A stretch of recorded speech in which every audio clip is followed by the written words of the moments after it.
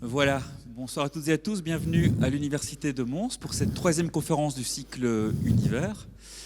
Alors je vais vous avouer un truc, je ne sais pas par quoi je dois commencer. Je m'étais fait un petit plan pour présenter notre conférencier de ce soir, puis on a été manger avec lui. Et là, je suis totalement assommé de tout ce qu'il nous a raconté, c'est absolument hallucinant. Donc je vais essayer de faire un mix, ça va être de l'impro total. En fait, il y a une quarantaine d'années, j'ai commencé à m'intéresser à l'astronomie, et à l'époque...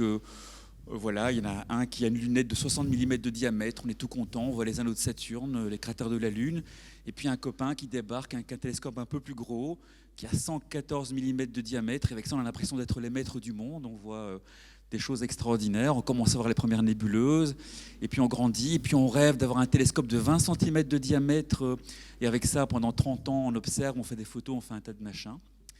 Et puis le monsieur qui est là, lui, il joue dans une autre gamme de diamètre. Mais il a commencé finalement un peu comme nous. Ceux qui se souviennent, il y a Henri dans la salle. Il y a quelques années, les copains du Club d'Astro-Lunif avaient construit eux-mêmes un télescope. Ils en ont même fait deux, qui sont toujours utilisés lors des observations en public.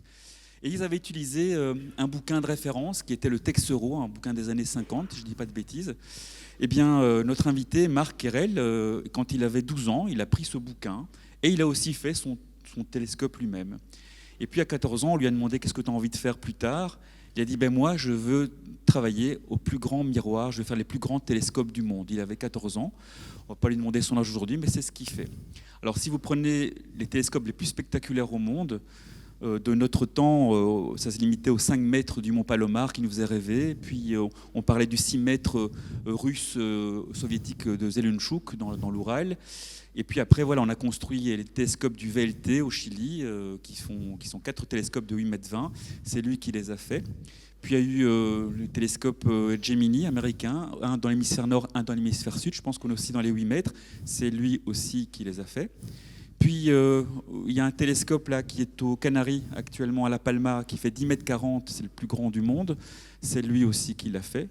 Et puis au cours de la discussion, on a papoté de James Webb et dit mais James Webb, le dessin des miroirs, c'est moi aussi qui les ai faits. Je dis waouh, c'est quand même pas mal. Et là, il a changé de catégorie, il est passé à un 30 mètres. Alors pour terminer, je vais quand même spoiler un petit peu. Voilà, les copains astronomes amateurs dans la salle, je sais qu'il y en a beaucoup. Quand on prend un oculaire de 20 mm et qu'on met ça dans un télescope habituel, on grossit 100 fois. Avec son jouet, on grossit 30 millions de fois. Voilà, donc Marc, un grand merci d'être venu jusqu'ici. Marc de formation est ingénieur arts et métiers. Il a une carrière dans le privé au niveau des sociétés qui construisaient les miroirs. Et là, aujourd'hui, il travaille pour l'Observatoire européen austral, donc l'ESO, et il est en route aux 4 coins du monde. Et aujourd'hui, on est bien heureux de l'avoir attrapé au vol à Mons. Un grand merci d'avoir accepté notre invitation. Et la salle est à toi. Merci beaucoup. Merci beaucoup.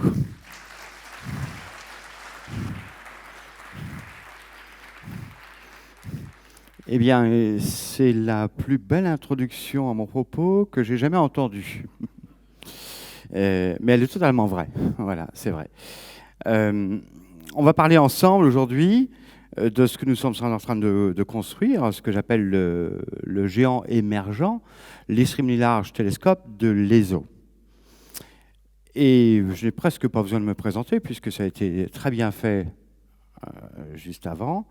Donc moi, je viens du milieu industriel où je concevais, je fabriquais, je testais des optiques pour tout un tas de projets, des projets spatiaux, des projets d'observation de la Terre, de satellites espions, mais aussi beaucoup pour l'astronomie, qui me passionne. Et j'ai été chef de projet quand j'ai travaillé à Réosc, en France, c'est à peu près à 35 km au sud de Paris. J'ai été chef de projet pour faire les optiques de 8 mètres du Very Large Telescope, les optiques de 8 mètres du Gemini, les optiques segmentées du Grand Télescope Io Canarias, Grand TECAN, etc., etc. Et puis il est vrai que j'ai participé au design du James Webb Space Telescope, et il est vrai que le design qui a été retenu est celui que j'avais proposé à l'époque à NASA et Ball Aerospace, et ceux qui volent, j'en suis extrêmement fier, est ce que j'ai dessiné. Voilà, en quelques mots pour mon parcours industriel. En 2007, l'ESO m'a appelé, m'a dit on va faire un grand télescope. Est-ce que tu veux venir? Je dis, bon, oui, pourquoi pas, ça me changera les idées. Et puis depuis 2007, je suis responsable de programme ou de projet. Je suis le responsable de la réalisation des optiques de l'ELT. Et on va parler de ça.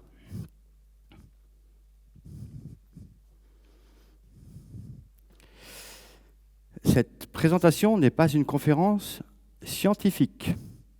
D'accord ? On va revenir vraiment très brièvement sur les aspects scientifiques des besoins de l'ELT, mais on se concentre sur le projet, à savoir le design, la production, le statut de l'assemblage de cette machine d'exception. C'est une présentation technique. Il n'y aura pas d'équation. Oh, si, j'en ai une ou deux au début, mais c'est juste pour vous éveiller. Par la suite de la conversation, il n'y aura plus d'équation afin de ne pas vous endormir. Voilà. En préambule, justement, un LT, c'est quoi? C'est pourquoi faire? Aujourd'hui, vous le savez tous, vous suivez, j'imagine, l'actualité des découvertes en astrophysique, en astronomie. Il y a un gros boulot à faire sur la quête des planètes extrasolaires, mais pas simplement découvrir maintenant qu'il y a des planètes extrasolaires, parce que, on le sait, il y en a des milliers. Et la plupart des étoiles ont des planètes. Maintenant, l'enjeu, c'est plutôt de dire, bon voilà, est-ce qu'on peut aller dans les étoiles proches, on va dire dans un rayon d'à peu près 25 à 50 années-lumière, aller les visualiser, on va masquer la lumière des étoiles, on va essayer de prendre la lumière de ces planètes et d'en faire un spectre de façon à voir de quoi elles sont faites, savoir s'il y a des océans, des forêts, de la vie sous forme quelconque ou des lasers générés par des boîtes de nuit. Bon, c'est un mauvais exemple, mais peut-être que ça nous arrivera. On va étudier aussi, on a besoin d'études des populations stellaires et galactiques. Il y a beaucoup de galaxies aujourd'hui qui nous sont inaccessibles parce qu'elles sont trop loin. On n'arrive pas à extraire exactement leur spectre, leur structure, etc.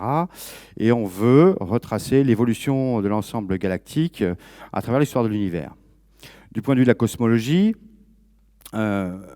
il y a des étoiles qui nous intéressent, ce qu'on appelle les Deep 3, je ne vais pas rentrer dans le détail, mais ce sont les étoiles primordiales qui ont été formées après le Big Bang et les galaxies qui leur sont associées. Là, on a beaucoup de travail à faire. Il nous faut pouvoir les détecter en enregistrant le spectre.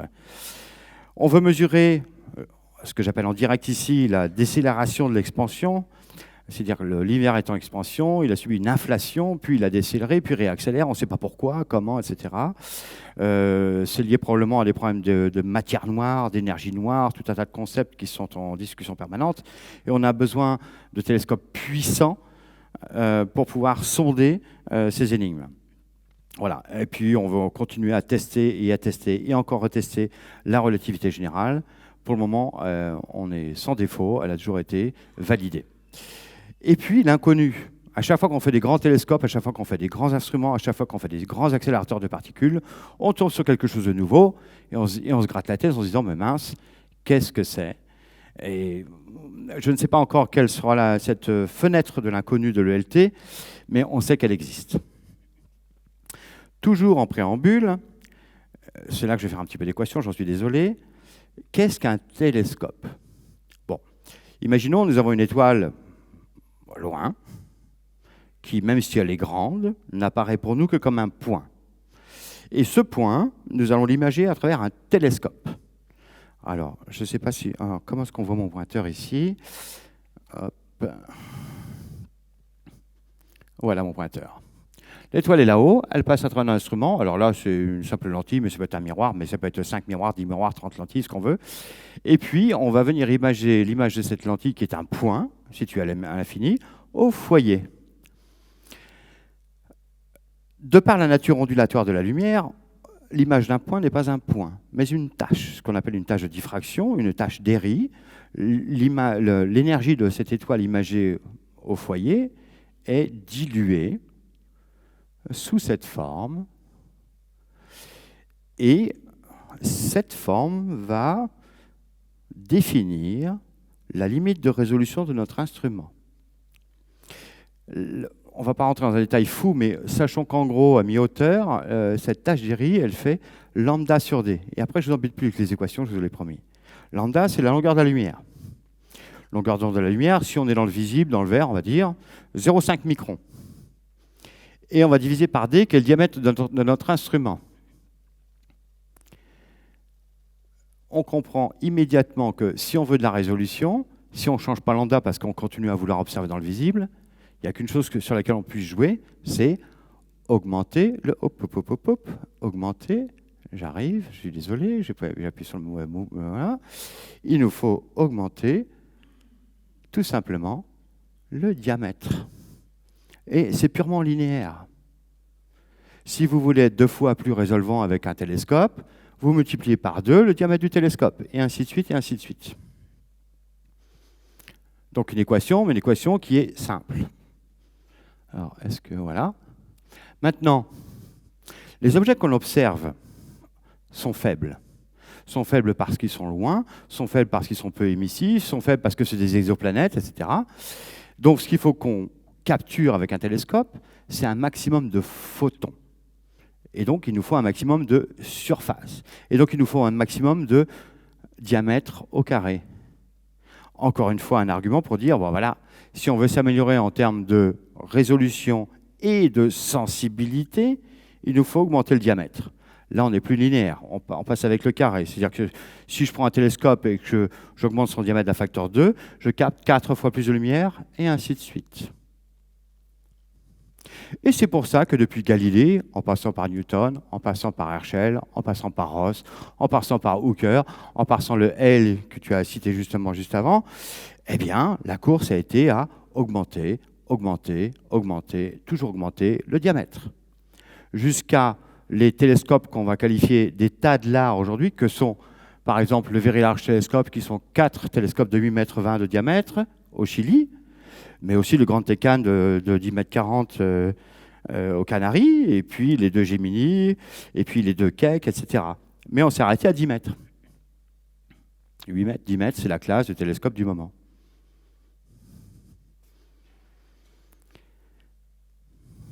Alors, ok. Les scientifiques vont dire aux ingénieurs, bon, il faut que tu augmentes le diamètre du télescope. Nous, il nous faut des trucs de malade, quoi. Et on peut pas survivre avec des trucs de 8-10 mètres, c'est des jouets maintenant. Bon, ok, oui, on va essayer. Il y a un problème cependant. C'est que, et ça c'est fondamental à comprendre, c'est écrit ici, la qualité optique de l'instrument s'exprime comme une fraction de la longueur d'onde de la lumière. On ne va pas rentrer dans ce détail, mais disons que voilà, si vous voulez un instrument qui soit limité par la diffraction, c'est-à-dire que on puisse tirer la quintessence du signal que l'on reçoit, la théorie nous dit que il ne faut pas que l'instrument ou un miroir ne dégrade ce qu'on appelle le front d'onde, c'est-à-dire la lumière qui nous arrive sous forme d'une belle onde sphérique ou plane, de plus que lambda sur 14 RMS. Oublions le RMS, c'est un petit peu de la statistique, mais disons que voilà. Si vous voulez un instrument qui soit limité par la diffraction dans le visible, vous devez être à 30 nanomètres. Le front d'onde ne doit pas être dégradé de plus de 30 nanomètres lorsqu'il arrive au détecteur. On parle de nanomètres. On ne parle pas de centimètres, on ne parle pas de millimètres, on ne parle pas de microns, on parle de millièmes de microns. OK ? Et ça, c'est fondamental. La taille de la surface optique n'influe pas sur la précision demandée. Si je veux 30 nanomètres, j'ai besoin de ce 30 nanomètres que je fasse un télescope de 10 cm, que je fasse un télescope de 20 cm, quand j'en fasse un de 10 mètres, la génération actuelle, ou 40 mètres, ce qu'on essaie de faire, ou demain 100 km. Le challenge pour un ingénieur, c'est de dire comment je vais produire des surfaces qui soient précises à 30 nanomètres sur 1000 m², 10 000 m², 100 000 m². Donc les scientifiques sont gentils, ils veulent toujours plus gros. Le défi que nous, ingénieurs, devons faire face à, c'est que il faut qu'on leur donne des surfaces à 30 nanomètres. L'atomium à Bruxelles, c'est en gros le cristal de fer, quoi. OK. La maille atomique entre deux atomes, c'est 3 angstroms. Un angstrom, c'est 0,1 nanomètre. Quand on parle d'un nanomètre, c'est 3 couches d'atomes. L'atomium, cristal de fer, c'est 1 nanomètre. Nous, on veut produire des surfaces qui fassent 1000 mètres carrés au nanomètre. C'est-à-dire, enfin pas un nanomètre, à 30 nanomètres. On parle de 30 tailles de cristal atomique. On n'est pas dans la mécanique, c'est un truc de fou. Il est fondamental de comprendre cela. On a besoin d'augmenter le diamètre pour la résolution. On a besoin d'augmenter le diamètre pour capter du photon, mais même quelle que soit la dimension que l'on va devoir produire, il faut que nos surfaces soient à 30 nanomètres. Point.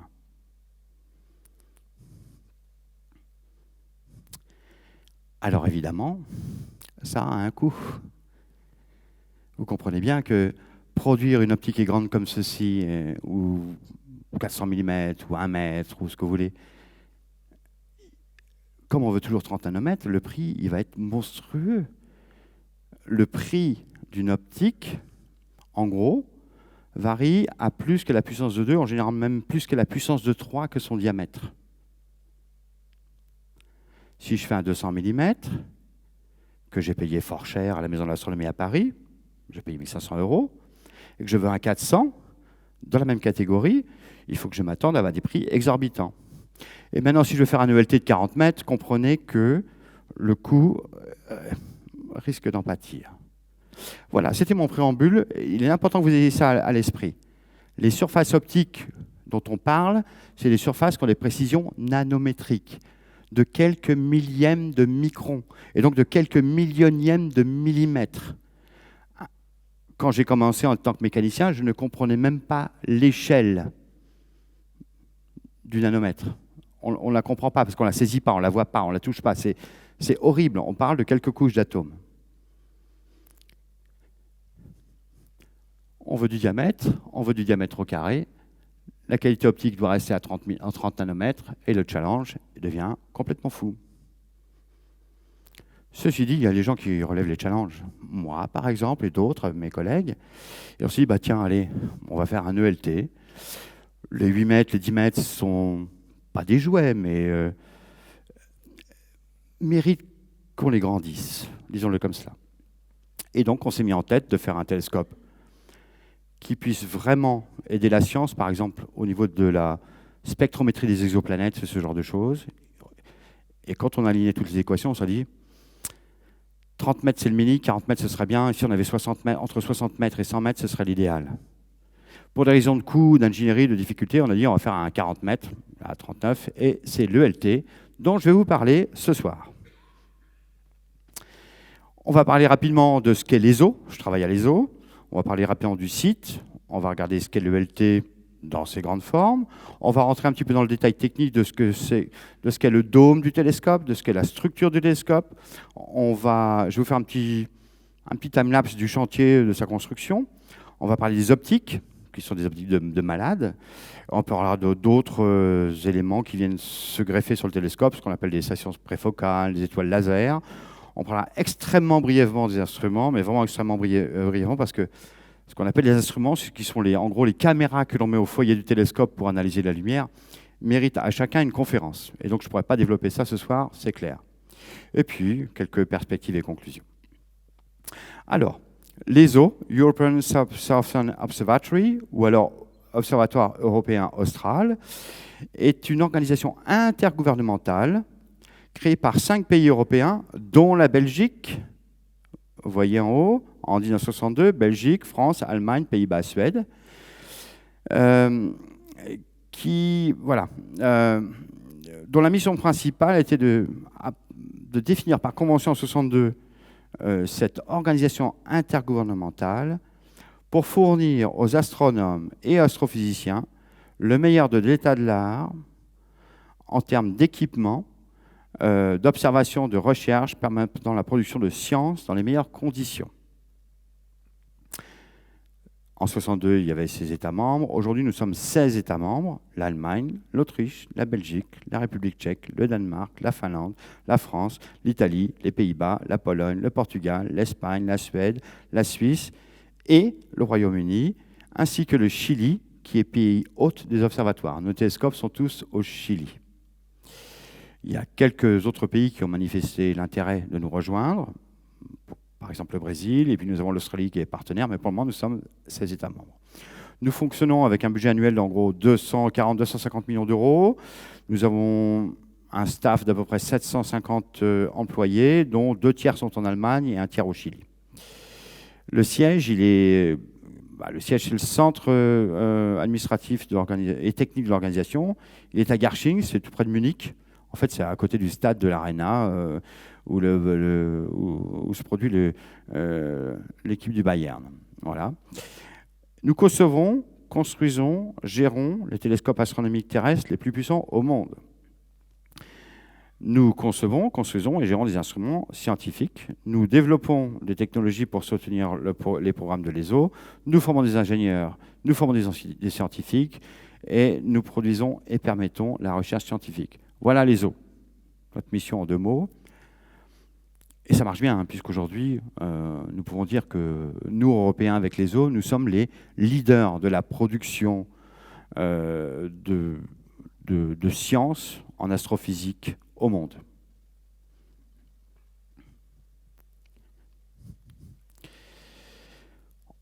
Voilà, 16 États membres, 30% des astronomes au monde, tout de même, comme je disais. Et puis là, on voit quelques images d'où on est. Ici, vous avez l'image du siège à Garching, donc c'est dans le sud de l'Allemagne, à côté de Munich.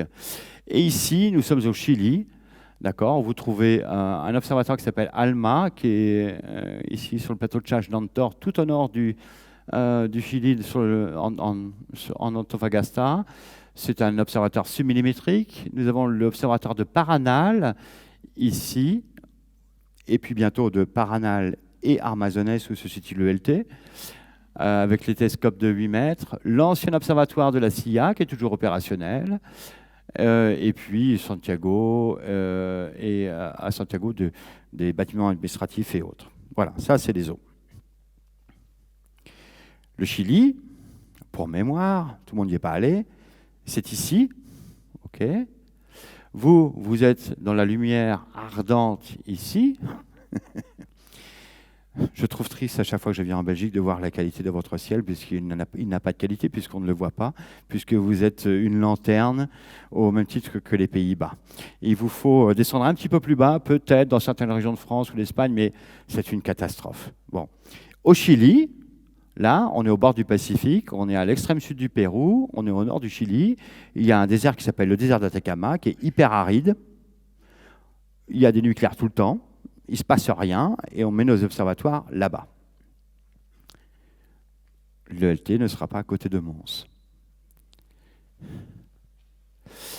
Ben, voilà un petit peu ce qu'on voit dans le ciel là-bas. Hein. Bon, là, c'est une photo, mais je vous dirais qu'à l'œil, c'est presque ça. Hein. C'est extraordinaire. Okay, alors, l'Atacama nous offre vraiment d'excellentes conditions pour l'observation. Pourquoi? D'abord, on a un ciel clair. On a plus de 90% des nuits où c'est absolument clair. Clair, c'est il n'y a pas un nuage, il n'y a pas une brume, il n'y a rien. C'est le ciel clair. Alors on va être gêné par la Lune, évidemment, si elle est là, mais c'est ciel clair. Il y a peu de turbulences. Le gros problème de l'observation astronomique au sol, c'est que l'atmosphère perturbe considérablement les signaux qui nous viennent de l'espace, sous forme de turbulences, et ça, c'est très très gênant. Si vous êtes dans un site dit moyen, alors moyen, ça peut être quand même, vous êtes à 4000 mètres dans les Alpes, normalement c'est du bon, quoi. Ben, eh bien vous allez voir votre étoile yoyoter, déformée, etc. Il y a de la turbulence qui va affecter considérablement la qualité des observations. Ici au Chili, en comparatif, on a ce qu'on appelle des seeing qui tombent à 0,2, 0,3, 0,4 arcs secondaires MS. Mais on ne fera pas mieux, c'est ce qui se fait de mieux au monde. Après, vous avez la même chose au sommet du Mauna Kea à Hawaï. Voilà les 2 sites un petit peu qui sont les vedettes. Donc, il y a peu ou pas de pollution lumineuse. Encore que là, on est menacé par une sale usine qui va se construire pas loin. Mais j'en reviendrai pas là-dessus d'ailleurs. Et puis, pardonnez-moi, à chaque fois je me trompe de bouton. l'air y est très sec. Quand je vais au Chili, je bois 3 litres, 4 litres d'eau par jour, c'est normal, parce que l'humidité relative là-bas, c'est 3 à 5%. Alors, ce n'est pas bon pour nous, parce que nos poumons se dessèchent, on a besoin de s'hydrater de manière permanente, mais pour l'observation astronomique, c'est génial, parce que ça nous donne une fenêtre sur l'infrarouge, parce que l'humidité est un absorbeur de l'infrarouge. Et on a besoin de l'infrarouge pour observer pour les galaxies, pour les objets lointains qui ont un décalage vers le rouge. On aime cela. Et nous avons aussi une excellente couverture du ciel. Je l'appelais ça ici la vision du ciel. On couvre l'hémisphère austral. Chez nous, au nord, en Europe, on voit une portion de la Voie lactée, il y a le cygne, il y a l'aigle, etc. Bon, et puis, mais on a difficilement accès, par exemple, au centre de la galaxie, dans les constellations du Sagittaire, etc. Là, vous allez là-bas, Orion, il est au zénith, le Sagittaire est au zénith, tout le monde est au zénith, et là, il n'y a pas de problème. On a donc un accès parfait au centre galactique, et c'est pour nous très bon, puisqu'on a besoin justement de faire pas mal d'études sur ce qui se passe au centre de la galaxie. Il y a un trou noir, on le sait, il y a une dynamique autour de ce trou noir, et on veut étudier ça, donc il nous faut un accès aussi, je dirais quasi permanent, au noyau galactique. J'ai coutume de comparer l'Atacama à Mars, parce que finalement, vous voyez, ça c'est une image toute bête. Vous sortez de l'observatoire, vous faites 10 mètres, voilà ce que vous trouvez. De la caillasse, de la poussière, des montagnes au loin, il n'y a pas d'air, et il fait pas chaud, c'est pas un désert chaud, c'est un désert frais. Il fait 10 degrés en moyenne, quoi. Des fois il fait moins 10, quelquefois il fait 20, quand il fait 20 il fait chaud. Mais je veux dire, changez juste la couleur du ciel et puis vous êtes sur Mars. Il n'y a pas d'araignée, il n'y a pas de moustique, il n'y a pas de mouche. Vous ne serez pas embêté par tout ça là-bas, il n'y a rien. Il n'y a pas de vie. Et je vous ai parlé du site de l'ESO, maintenant on va rentrer dans le cœur du sujet, l'ELT. Là, vous avez une vue d'artiste de ce que sera l'ELT une fois terminé sur sa montagne. Alors, c'est le plus grand télescope. Pardonnez-moi, il faut que je bois. Optique et infrarouge. Il a un diamètre de 39,4 mètres. On avait, avant 2012, une version qui faisait 42 mètres, mais on a modéré un petit peu nos velléités, puisqu'il y avait quelques petits problèmes de risque et de coût. Aujourd'hui, on l'a baissé à 39 mètres. Pardonnez-moi. Il est équipé d'un miroir primaire segmenté, on va revenir sur ce miroir. Il est équipé d'optique adaptative. Une optique adaptative est une optique qui nous permet de corriger les effets de l'atmosphère, les turbulences, d'accord, et se retrouver un petit peu dans des conditions spatiales. Alors pas tout à fait, mais quasiment. Il est équipé aussi, on le verra, de générateurs d'étoiles laser. On verra ce que c'est. On envoie des lasers dans la trop haute atmosphère, et ces lasers interagissent avec les hautes couches de sodium et nous font des étoiles artificielles qui nous servent pour calibrer nos instruments, calibrer le télescope. Et puis, c'est un télescope dédié à la science des exoplanètes, comme on l'a dit, les populations galactiques stellaires, la cosmologie, l'inconnu, etc. La construction elle-même, même si on a démarré les études, en gros en 2007, la construction a démarré en 2014, et elle va durer jusqu'à 2028, peut-être 2029. Ce télescope sera au sommet du Cerro Armazones, au Chili, et il sera partie intégrante de l'observatoire du mont Paranal. Le coût, 1,5 milliard d'euros à peu près, d'accord, en incluant les instruments de première génération, des marges, et une fois en opération, opérer ce télescope coûte à peu près 50 millions d'euros par an. Alors, quand je dis qu'il fait partie intégrante du Cerro Paranal, le Very Large Telescope que vous voyez ici, donc ces 4 télescopes de 8,20 m qui sont installés ici, sont au sommet de cette montagne que l'on appelle le Cerro Paranal. Ici, vous avez la base Vie, ce qu'on appelle la Residencia.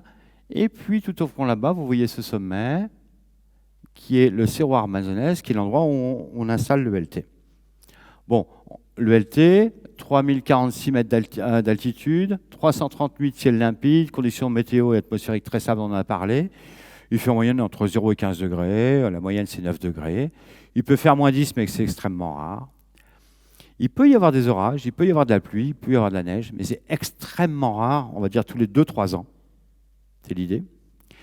Et il peut y avoir du vent. Alors là, je peux vous dire, c'est très venteux. On a quelquefois eu du mal à tenir debout sur le plateau. Le climat est extrêmement sec. Je vous disais, on parle de quelques pourcents d'humidité relative. C'est horrible.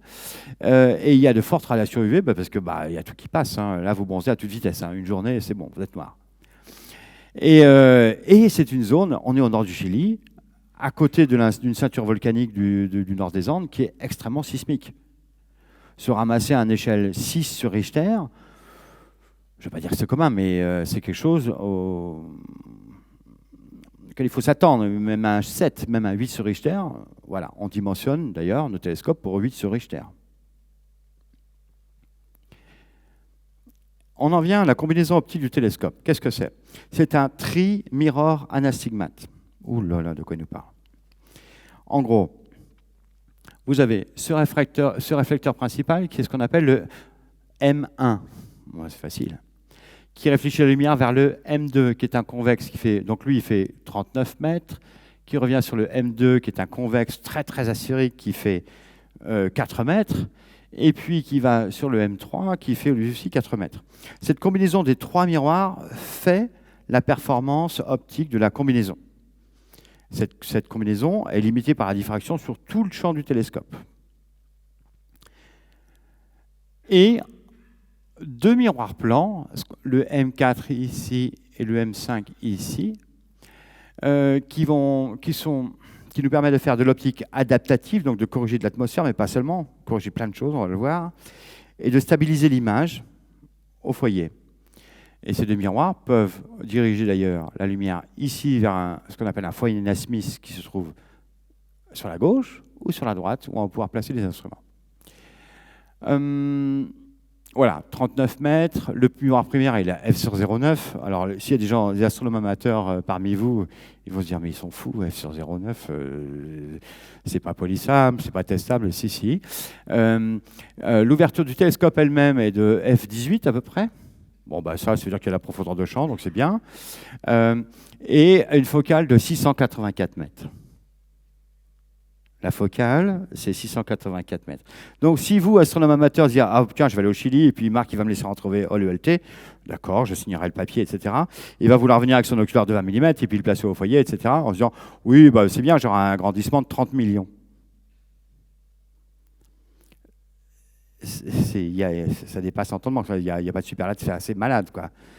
La taille image au foyer, elle fait 1 mètre. D'accord? Sur les 10 arcs-minutes de champ. Et on a en fait un champ qui est plus étendu puisqu'on a besoin d'un champ technique autour du champ scientifique. Et puis voilà, donc un champ, 10 arcs-minutes de champ et puis une surface collectrice de, en gros, 1000 mètres carrés. Alors, il faut bien comprendre, 1000 mètres carrés. Si vous prenez les VLT, les Gemini, le Subaru, les Keck, les Grand TK, vous mettez tout le monde ensemble, vous arrivez à 600 mètres carrés. Nous, on en fait 1000 d'un coup. C'est-à-dire que, donc, avec ce télescope, on surpasse vraiment la surface collectrice de tous les télescopes actuellement en opération. Donc on va vraiment capturer du photon. Et puis la résolution théorique, c'est 0,002 arcs secondes. Ouh là là, de quoi il nous parle? Oui, on en a parlé au début. La résolution. Alors, c'est quoi 0,02 arcs secondes? J'ai noté quelques petites choses juste pour que vous compreniez. 0,02 arcs secondes, c'est 0,5 millionième de degré.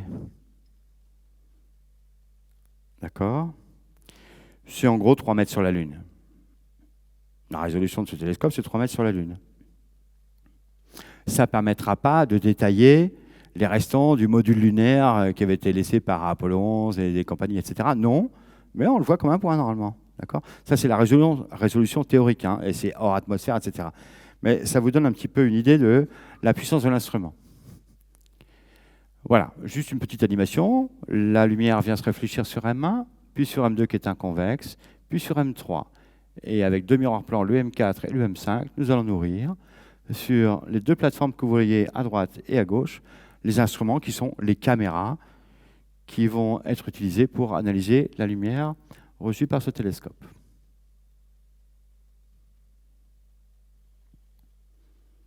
C'est simple, un bête télescope.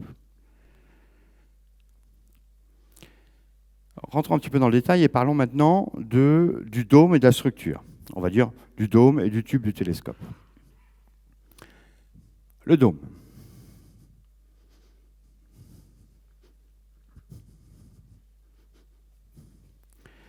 Donc le dôme, il abrite le télescope et sa structure, et il va offrir une protection contre l'environnement du désert d'Atacama.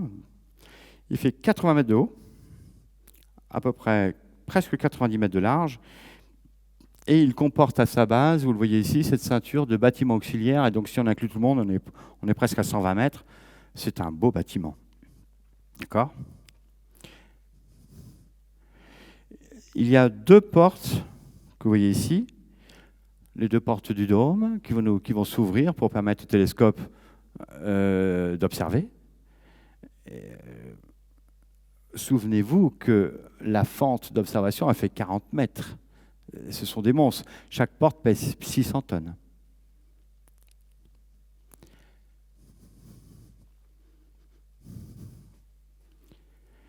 Et le dôme, évidemment, tourne en même temps que le télescope pendant l'observation pour compenser la rotation de la Terre. On parlait de l'atomium tout à l'heure, qui mesure, on va dire, 1 nanomètre à l'échelle réelle. À son échelle à Bruxelles, il mesure ça, et le LT, à peu près, c'est ça. Lui, il fait à peu près 100 mètres de haut, 102 mètres, et le LT, 80 mètres, ça vous donne un petit peu en perspective. Et puis, je devais utiliser une référence belge, donc je l'ai fait, de ce qu'est le LT. Donc, c'est quand même quelque chose d'assez gigantesque. Alors, le dôme, il a plusieurs fonctions. Il y a des fonctions en observation, il y a des fonctions en veille, c'est-à-dire, en gros, de nuit et de jour.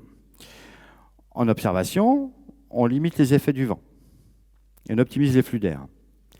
On ne peut pas se permettre d'avoir un télescope qui est ouvert sur le ciel comme ça, avec un vent de malade qui vient faire vibrer tous les segments du miroir primaire, le M2, etc. Donc, on protège du vent. Okay. Et quand on dit on optimise les flux d'air, on va tâcher d'optimiser les flux d'air de façon à ce que la turbulence au sein de l'enceinte du télescope soit minimale. Les télescopes eux-mêmes génèrent de la turbulence. Et puis en journée, alors évidemment aussi, on va limiter, pardonnez-moi, les refroidissements radiatifs. S'il y a des télescopes amateurs parmi vous, ils le savent, hein. Je mets un télescope dehors, je lance mes acquisitions, mais le télescope, lui, il voit la température du fond de l'univers. Et donc, il va se refroidir de manière radiative, et puis, à 2 heures du matin, il est plein de buée, parce qu'il est plus froid que l'ambiante, d'accord ? Il y a la condensation. Un télescope se refroidit à la température du ciel, il veut y arriver à 2,73 Kelvin. D'ailleurs, c'est ce qu'on utilise pour refroidir le James Webb Space Telescope. Le James Webb Space Telescope, on l'a envoyé à 1,5 million de kilomètres de la Terre. On lui a mis aux fesses un grand écran qui masque toute radiation et lumière qui vient de la Terre, de la Lune et du Soleil, de façon à ce qu'il se refroidisse, ou qu'il tente de se refroidir, à la température de l'univers. C'est un refroidissement passif. Le James Webb, il descend à 35 Kelvin, 35 degrés au-dessus du zéro absolu. C'est ce qui lui permet d'observer avec zéro bruit électronique, zéro émissivité de toutes ces optiques, etc., etc. Nous, le dôme, on veut conserver le télescope à la température ambiante ou proche de la température ambiante, quand on ne commence pas à générer de la turbulence, quand on ne commence pas à générer des buées, etc. Enfin, les buées là-bas, il n'y en a pas parce que c'est trop sec.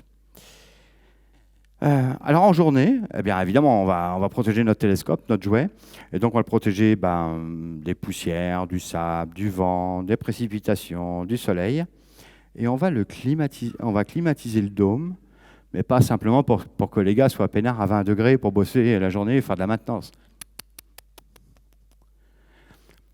La révolution à partir des années 70-80, en termes de performance des télescopes, c'est d'arriver à ce que le télescope, lorsqu'on ouvre le dôme le soir, soit à la température ambiante dehors.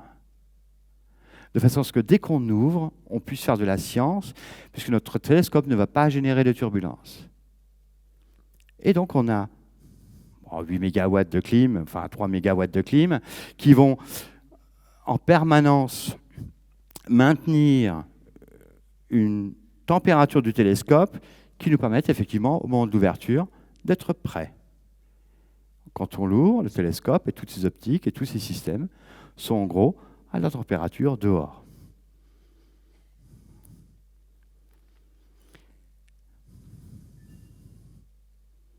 Alors, comment c'est fait? Bon, en 2 mots, hein.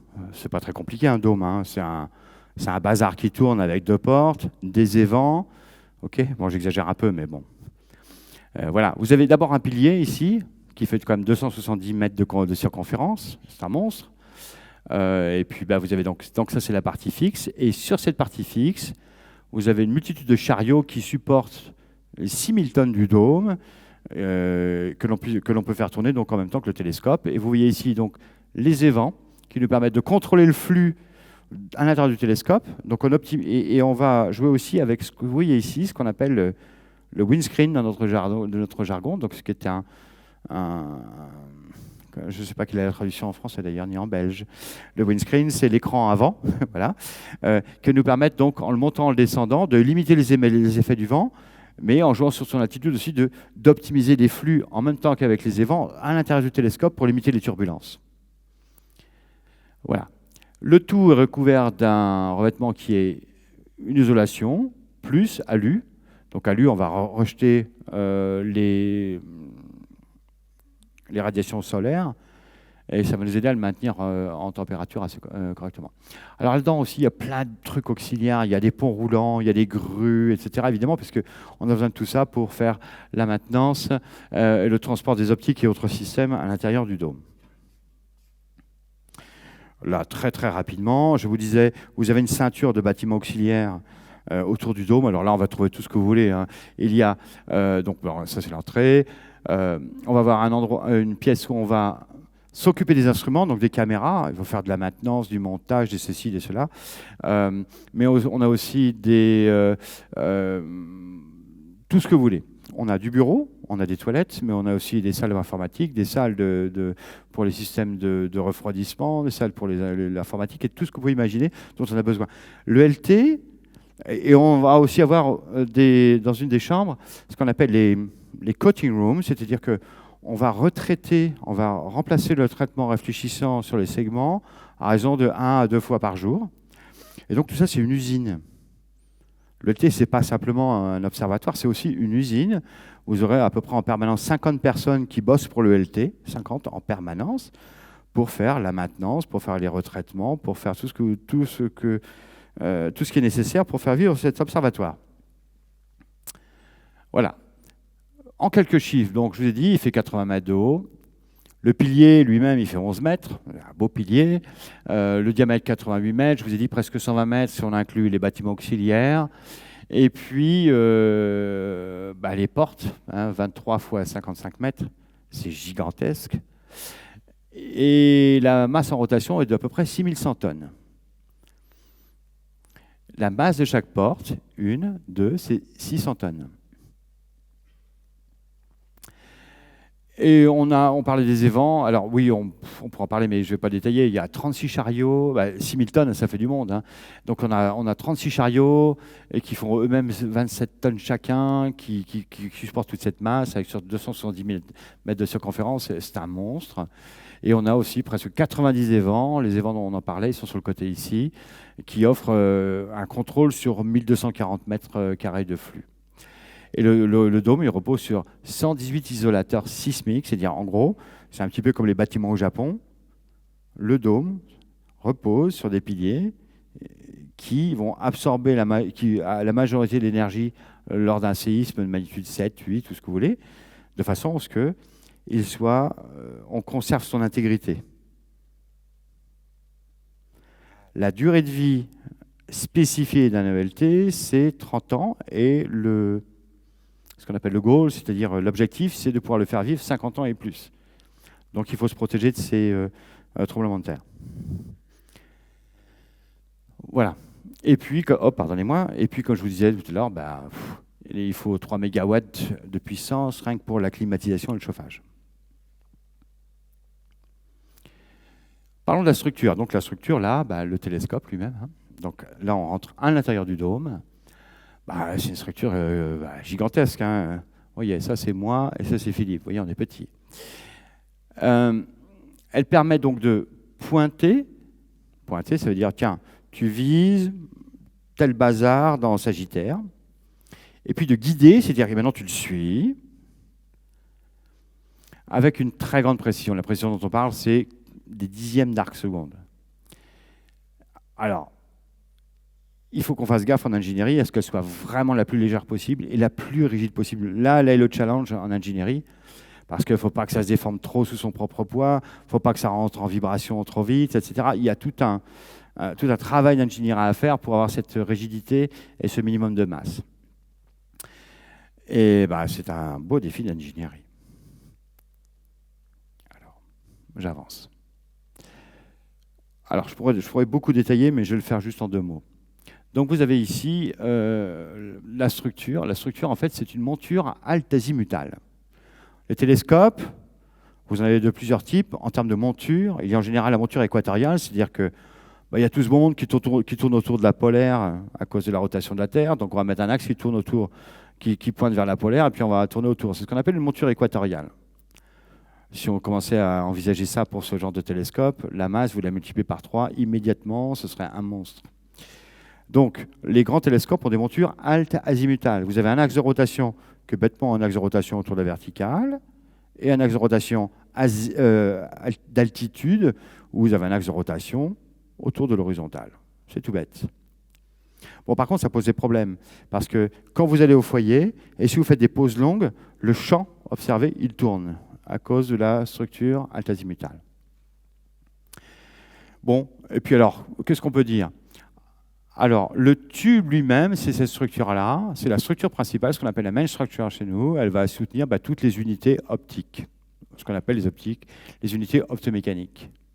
Ces unités optomécaniques, elles sont capables de se réaligner, avec certaines tolérances évidemment, aussi de se focaliser, de se déformer, on a de l'optique active un petit peu partout, et puis de stabiliser l'image et de compenser les perturbations externes. On a des optiques dites stabilisatrices qui vont yoyoter très très vite pour stabiliser l'image, et adaptatives pour compenser l'atmosphère et autres. On trouve donc ici la base, voilà. Ici dans le plan focal, alors vous devez trouver plein de choses. Ici, donc souvenez-vous, il y a un foyer qui va aller là, ou de l'autre côté, on a deux plateformes qu'on appelle des plateformes NASMIS.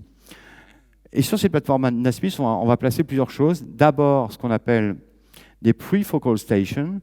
En fait, c'est simplement un jeu de... Enfin, comment l'expliquer? Ce qu'on appelle des... On va pouvoir récupérer la lumière dans le champ technique, dans le télescope, et utiliser cette lumière pour savoir si le télescope est aligné ou pas, et si on doit faire des compensations. On appelle ça des guide arms chez nous. Et ça, c'est ce qu'on appelle les PFS, les Prefocal Stations.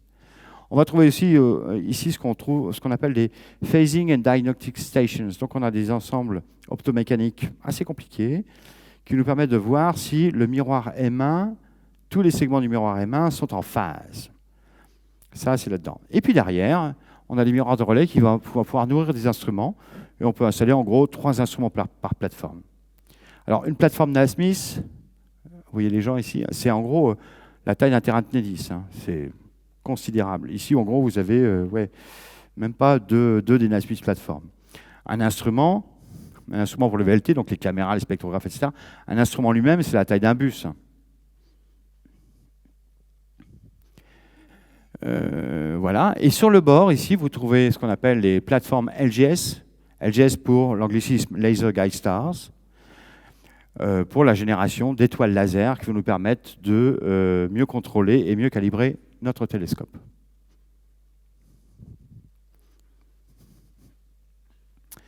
Voilà, le machin, enfin le tube donc, du télescope, donc la structure, c'est 3400 tonnes. Donc si on ajoute ça aux 6100 tonnes du dôme, on a 10 000 tonnes. Je ne suis pas chauvin, mais en gros, ça fait la masse de la Tour Eiffel, quoi. C'est un sacré truc. Ça fait 50 mètres à la base, 70 mètres au niveau de la suite plateforme, et en gros 65-70 mètres de haut. Donc le M2, qui est à 4 mètres, il va être quand même à 65 mètres de haut. Enfin, 65 mètres de haut, je ne sais pas si vous réalisez ce que ça fait. Le bâtiment dans lequel vous êtes, quand je suis rentré, j'ai vu, oh, bah, le machin, il fait quoi? Ouais, il fait 8 mètres, quoi. Là, on est à 65 mètres. Alors, 3400 tonnes. Et puis, bah, il y a 800 tonnes d'optique là-dedans. 800 tonnes d'optomécanique. Vous pouvez imaginer ça? C'est un truc de fou, quoi. 800 tonnes d'optomécanique. Et on va les décrire juste après. Il y a aussi de l'électronique, du câblage, des armoires de contrôle, tout ce que vous voulez. C'est assez compliqué, mais bon. Et on veut que ce machin, il ait une précision de pointage. Quand on lui dit, bah, tu vas de là, à 0,3 arcs secondes.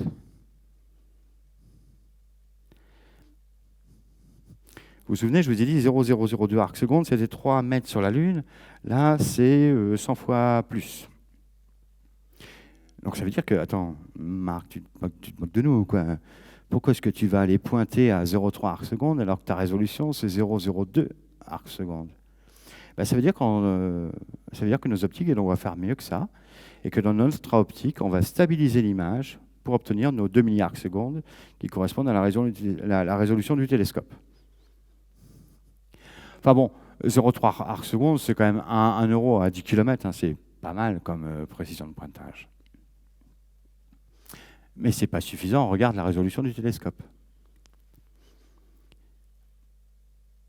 Alors, vous avez donc, en fait, comme le temps passe, je ne vais pas vous décrire dans le détail ces 3 éléments, mais voilà, vous avez la structure d'azimut, le tube du télescope qu'on appelle la structure d'altitude et la tour centrale. Normalement, je devrais vous faire un blabla là-dessus, mais on va passer. D'accord? Vous trouverez de toute façon toutes ces informations sur notre site web, parce que sinon, mon exposé va durer des heures. Donc, on va passer la structure d'azimut, on va passer... la seule chose qu'il faut retenir, c'est ça. C'est que quand vous avez ce genre de machine, et que vous voulez de la précision, et que vous voulez de la douceur dans les mouvements, vous n'allez pas mettre des moteurs pourris avec des balais, des machins. Vous n'allez pas mettre des boîtes de vitesse, des engrenages, etc. Non, non, non, non, non, non, non. Tout ça, c'est des générateurs d'erreurs, de friction, de panne, tout ce que vous voulez. Non. L'ensemble des éléments du télescope repose sur des films d'huile, ce qu'on appelle des pales hydrostatiques. Pour le VLT, quand c'est bien équilibré, le VLT est énorme aussi. Hein, on peut le bouger à la main, d'accord, sur ces paliers hydrostatiques à huile. Et donc ça, c'est valable pour les deux, hein, pour la structure d'azimut et la structure d'altitude. Et les moteurs, il n'y a pas, c'est pas des diesels qui fument avec des boîtes de vitesse, comme je vous disais, c'est des direct drive, comme le dernier cri de la machine à laver LG que vous avez acheté. C'est-à-dire que c'est un moteur, c'est tout bête, c'est des bobines et des aimants, et c'est un direct drive, ce qu'on appelle un moteur couple, un moteur linéaire, et puis c'est tout. Et c'est ce qui permet d'obtenir des précisions vraiment extrêmes et des douceurs de mouvement vraiment extrêmes. Et donc, je ne rentrerai pas dans le détail, parce qu'après, on peut parler aussi de « oui, mais comment tu contrôles la vitesse ? Oui, mais comment tu contrôles la position, etc. » Si j'avais 4 heures, on en discuterait, je ne les ai pas. Donc, passons. Passons et passons. Et puis, pour vous distraire, quelques vues, un petit time-lapse rapide de ce qui s'est passé là-haut, au sommet, depuis qu'on a commencé. Donc là, on est... je ne sais même plus quand est-ce qu'on est. C'est au début, même avant qu'on commence quoi que ce soit. Ben, quand vous voyez l'estafette qui est au sommet, donc ce n'est pas d'hier, ça c'est quand on testait le Cerro Armazones comme candidat pour le VLT, pour le Very Large Telescope. Donc il y a belle lurette, on est là dans les années 80. Ce site a été sélectionné, vous voyez qu'il y a déjà un petit observatoire, d'accord ? Alors, il se nomme le Ruhr University Bochum und Catholic University of the North, et depuis, il a changé de nom, et je devrais vous donner le nouveau nom, moi je ne l'ai pas fait. Je garde celui qui était à l'époque. On a dit, bah tiens, lui, ce sera le sommet pour le LT. On a visité pas mal d'endroits, on a même été au Maroc, au Kaimden, on a visité pas mal de choses. Et voilà la montagne, avant qu'on s'y attaque. Et on s'y a attaqué, on voit des explosifs, des grues, des bulldozers, de tout ce que tu veux. On a démarré à 3046 mètres d'altitude, on en avait 30 mètres, d'accord, pour créer cette plateforme, vous la voyez ici en cours, et puis l'ensemble des remblais, ok, de façon à obtenir la surface plane dont on a besoin pour démarrer les fondations du chantier. En même temps, vous voyez qu'on a démarré ici une route d'accès. Ici, pas encore asphaltée. Et voilà. On est maintenant en 2017, même en 2015. Vous voyez, on a fait une belle route asphaltée. La plateforme, elle est terminée. Elle est belle. Hein, donc, on était à la cérémonie de la première pierre en 2017 ici. Vous voyez, l'andouille ici, c'est moi. Et puis, l'ensemble de mes collègues. Vous voyez qu'on tient les chapeaux parce qu'il y a un vent de fou et puis il fait un froid de canard. On était là-haut sur la plateforme. C'est gigantesque. 300 mètres par 200 mètres. Mais ça, c'était avant qu'on commence à construire et à mettre le télescope dessus. Maintenant qu'on a construit et qu'on met le télescope dessus, on se dit « Purée, c'est trop petit, quoi. On aurait dû faire beaucoup plus grand. » Bon, c'est comme ça. Et voilà, on y va. En bas de la montagne, on a une base vie. On a des gens qui font du béton. On a tout ce que vous voulez pour faire un chantier. Il y a 300 ou 400, 500 personnes qui bossent là en permanence pour monter du béton, pour mettre des rebars, je ne sais pas comment dire en français, donc pour renforcer le béton, donc tous ces barres que vous voyez un petit peu partout. Et puis c'est parti, on est en 2019 et on s'attaque aux fondations béton. Zou. Et on continue. Sauf qu'en 2020, il y a une petite saloperie qu'on appelle la Covid-19, vous vous souvenez, qui est venue mettre son grain de sel là-dedans, et puis Covid, ici ça s'est arrêté, mais là-bas ça s'est arrêté complètement. Au Chili, c'était le délire, quoi. On arrête. Tout le monde s'en va de la montagne. Tout le monde s'en va du camp de base. Tout le monde s'en va de la résidentielle. Plus personne. Chantier arrêté. Et on n'a pas pu redémarrer avant 2022. Alors imaginez, vous avez des équipes, vous avez 200, 300 personnes qui bossent là, vous arrêtez pour le Covid, et puis on va vous dire après le jour au lendemain, tiens, en 2022, allez, on repart. Ouais, peut-être que les gens, ils ont d'abord, peut-être qu'ils sont handicapés par le Covid, ils font peut-être un autre métier maintenant, peut-être qu'ils n'ont plus envie, et patati et patata. Donc c'était assez compliqué. L'arrêt du chantier a été vraiment très, très ennuyeux pour nous. On a souffert pendant 2 ans. Mais on a fini par s'y remettre, comme tous. Et puis là, sur la période 2022-2023, on s'y remet, et vas-y que je te coule du béton, et vas-y que je te mets des rebars, et patati et patata. Et on va voir doucement ce petit bonhomme grandir. Alors, vous voyez par exemple ici, là nous sommes à une époque où nous sommes en train de faire la construction du dôme, donc son installation sur le pilier, d'accord ? Et ce que vous voyez ici, qui est le pilier du télescope. Alors, je vais faire un petit zoom ici, vous regardez, c'est cette toute petite zone. Ça, ce sont des gens. C'est un chantier extraordinaire, c'est un chantier naval, je dirais, d'accord ? C'est une cathédrale de l'optomécanique, ce qu'on est en train de construire. Et on continue. Là, nous sommes en juillet 2024, donc il n'y a pas si longtemps. Le dôme, il est en gros, toute sa structure est terminée, et on commence à la couvrir avec ce qu'on appelle le cladding, ici, donc l'ensemble des panneaux qui vont isoler le télescope. Et voilà. Une vue du chantier.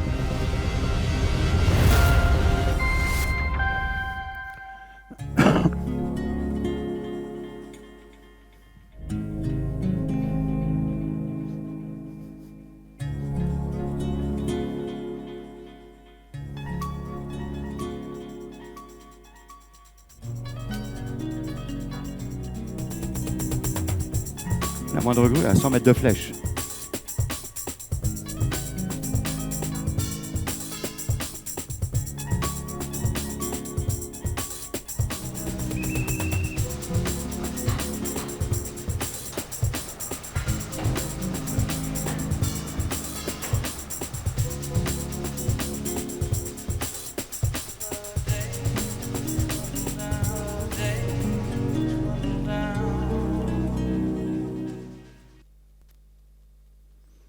Si vous aimez les beaux chantiers, rejoignez-nous.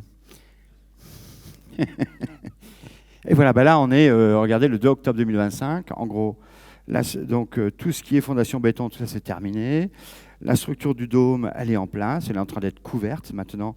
Vous le voyez avec l'ensemble des panneaux isolants. Et ce sera bientôt terminé. La structure du télescope, elle est quasiment terminée elle-même aussi. Et donc, dans quelques semaines, en fait, le télescope va disparaître puisqu'on va fermer nos 2 portes de 600 tonnes chacune.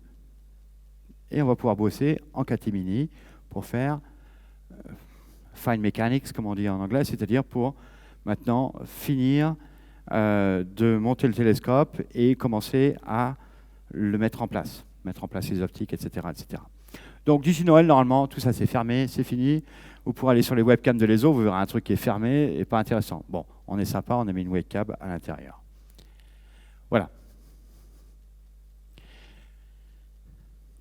Ça, c'est la structure. Vous voyez, ça, c'est le berceau sur lequel la structure tourne sous son film d'huile de 20 microns d'épaisseur.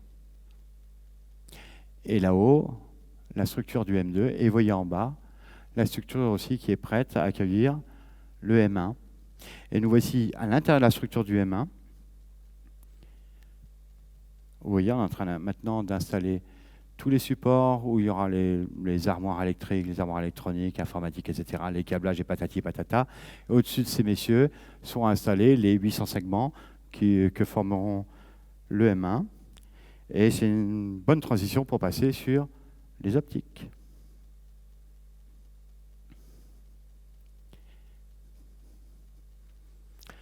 Alors, on a vu la combinaison tout à l'heure, tri-mirror anastigma, plus de miroir plan M4, M5. Dans les détails, on a un M1 qui fait 39 mètres, il est concave, il est asphérique, il est segmenté, il est actif. Il est actif, c'est-à-dire qu'on peut bouger les segments les uns par rapport aux autres. Et en plus, on peut déformer chacun des segments. On a un M2 qui est tout là-haut à 65 mètres, qui fait 4 mètres, c'est un convexe, le cauchemar des opticiens. Il est très asphérique, le cauchemar des opticiens. Et voilà. Et lui, il est actif en fait, il est passif, mais on contrôle sa position à mieux que le micron près en temps réel. Ça, c'est nécessaire parce que c'est un télescope qui est très sensible. Mais en plus, on a la possibilité, si on le veut, de le déformer. Le M3 qui est ici, lui, c'est un 4 mètres, il est concave, il est modérément asphérique, et lui, il est actif, on peut le déformer un petit peu. Quand on parle de déformation active, on parle de dizaines de nanomètres, centaines de nanomètres, peut-être le micron. Voilà ce dont on ne parle pas d'autre chose, d'accord ? Voilà. Et puis il est actif aussi en position, vous voyez qu'ils sont montés sur des hexapodes. Et sur le train des deux miroirs plans, nous avons un miroir adaptatif, M4, qui est à 2,40 m, et puis le M5 qui est fait 2,70 m par 2 m. Voilà en gros les optiques, et maintenant on va regarder un petit peu où on en est sur ces sujets.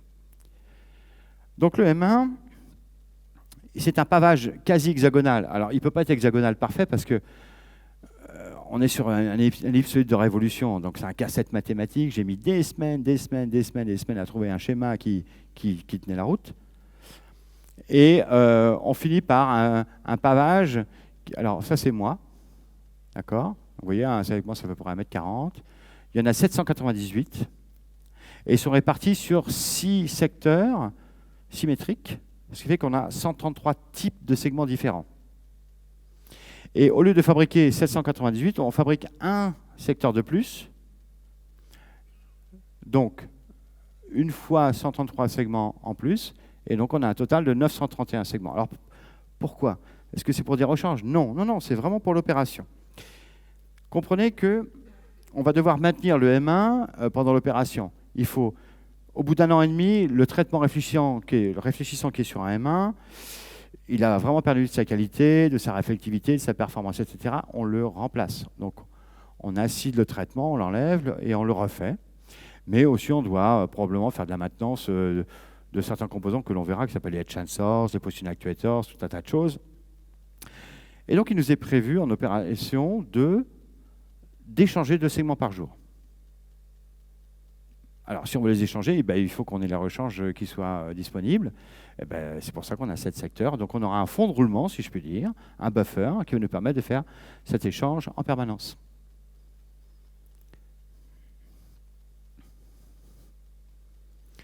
Alors, un segment n'est pas un segment. Pour nous, un segment, c'est un segment assembly. C'est ce que vous voyez là-haut. C'est en fait le substrat de verre, on verra, c'est de la vitrocéramique, attaché à sa mécanique, avec des edge sensors, on verra ce que c'est.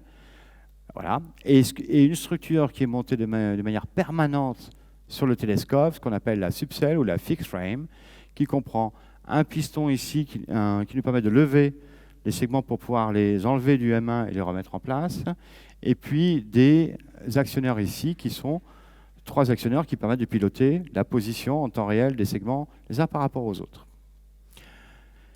Si on inclut tout le bazar là-dedans, en gros, le M1, c'est plus de 10 000 composants. Et quand je dis 10 000 composants, c'est au niveau. Si je commence à descendre dans le bas niveau, qu'on compte les écrous, les vis, les pièces, les machins, c'est plusieurs millions, d'accord? Les bouts de verre, ils sont en zéro dur. Le zéro dur, c'est une vitrocéramique. Elle a été élaborée par Schott en Allemagne, à Mayence. C'est une vitrocéramique un petit peu semblable à ce qui équipe, je dirais, les plaques à induction que vous pouvez trouver dans votre cuisine. Un coefficient de dilatation extrêmement bas. Elle peut supporter des chaleurs intenses, mais comme elle se dilate très peu, ça ne génère pas de contrainte dans le verre et donc il ne casse pas. C'est ça le zéro dur. Celui que vous avez dans vos cuisines, il s'appelle le Céran. Et puis celui-là, c'est le haut de gamme du Céran, on va dire. C'est un matériau qui est fantastique. Donc c'est un bout de verre, un peu meilleur que le verre en termes de résistance, et qui se dilate de pas plus de 30, 10, moins 9 par Kelvin pour les gens qui aiment un petit peu les chiffres, c'est-à-dire rien.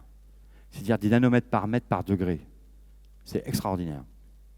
Et on a besoin de ça, nous, pour nos segments, parce que si on avait, par exemple, une inhomogénéité du coefficient de dilatation dans les segments, nos segments varieraient en courbure les uns par rapport aux autres, et donc on créerait une peau de tortue, si je puis dire, vous voyez ce que je veux dire, avec des creux des bosses, et qui nuirait considérablement à la qualité optique du télescope. Voilà, alors ils ont amélioré le matériau, ils ont mis en place un procédé industriel pour pouvoir nous en provenir un par jour. Un par jour. Ça, et voilà, la production est terminée, tous les blancs sont livrés, on appelle ça les blancs. Ça marchait très très bien, bravo l'industrie européenne, bravo les Allemands, c'est extraordinaire.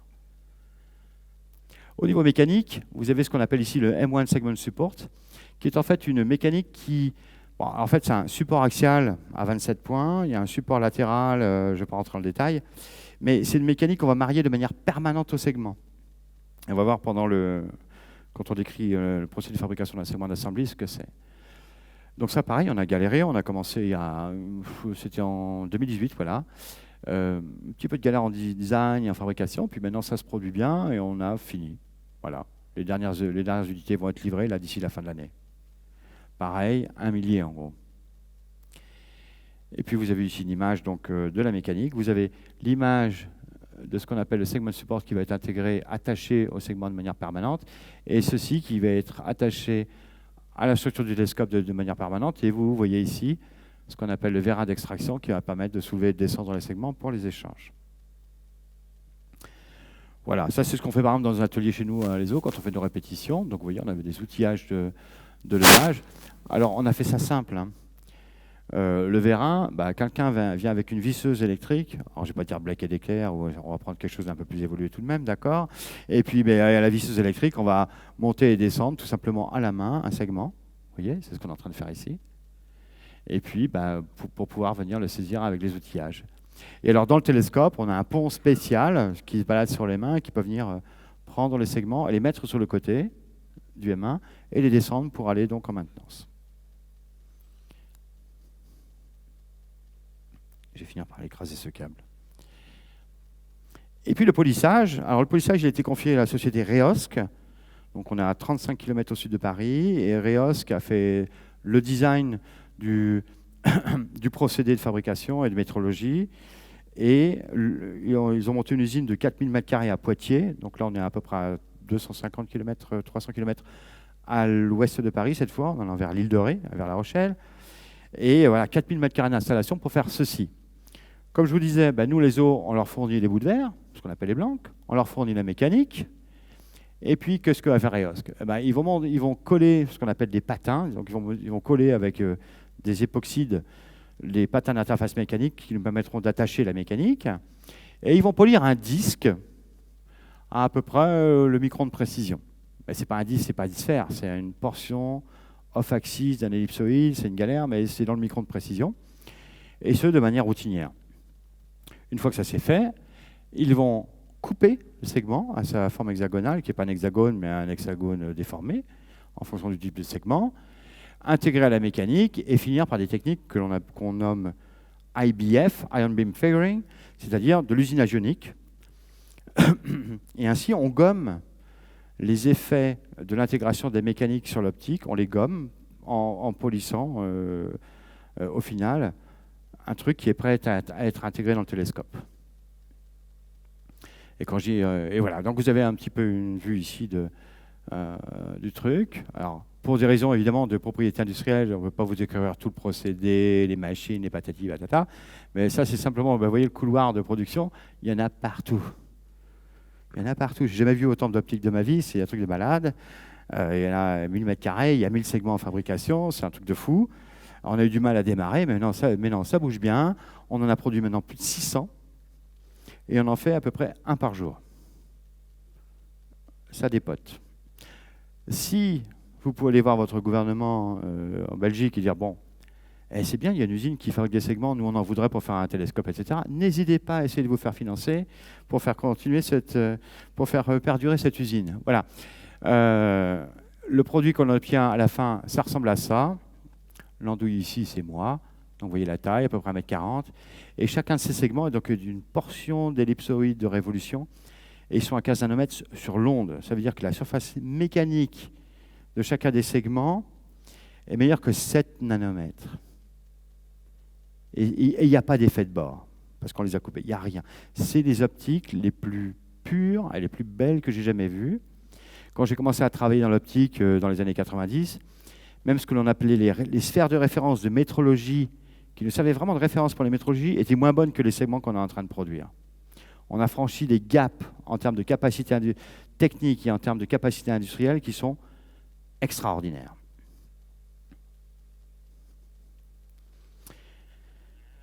Là, c'est un truc qui peut être un peu compliqué. Alors, je vais essayer de résumer un peu le truc, mais bon.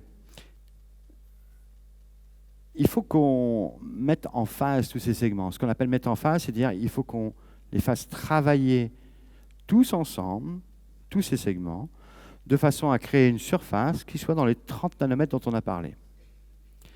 Pour ça, on a besoin de deux choses. On a besoin de senseurs qui vont nous permettre de mesurer quelle est la position relative des segments les uns par rapport aux autres. Et on a besoin d'actuateurs qui vont positionner les segments les uns par rapport aux autres en fonction du signal reçu par ces edge sensors. Alors, c'est des senseurs inductifs. Il y en a 6 par segment. En fait, il y a 6 émetteurs et 6 récepteurs.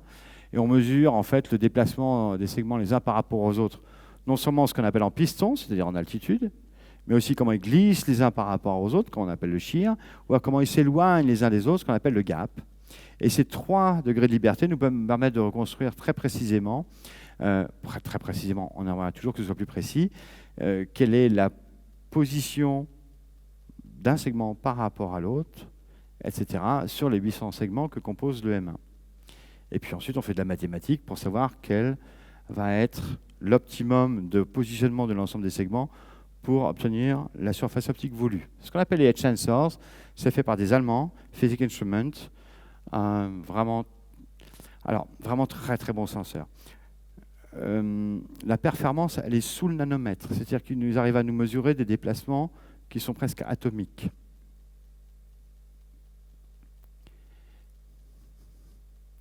Et voilà à quoi ça ressemble. C'est tout bête, hein. Enfin tout bête. Ça a l'air bête comme chou, mais bon, il y a de la science derrière quand même, il y a de la technique. Vous avez ici une céramique avec un tas de bobines dedans, ici une céramique avec un tas de bobines dedans. Un des deux, ce qu'on appelle l'émetteur, a une électronique qui va générer un signal modulé, qui va générer un champ magnétique, qui va faire réagir les bobines qu'il y a en face, en fonction du nombre de bobines, de la modulation, de la fréquence, de la puissance, de l'agencement spatial, on va pouvoir reconstruire les déplacements. D'accord ? Voilà.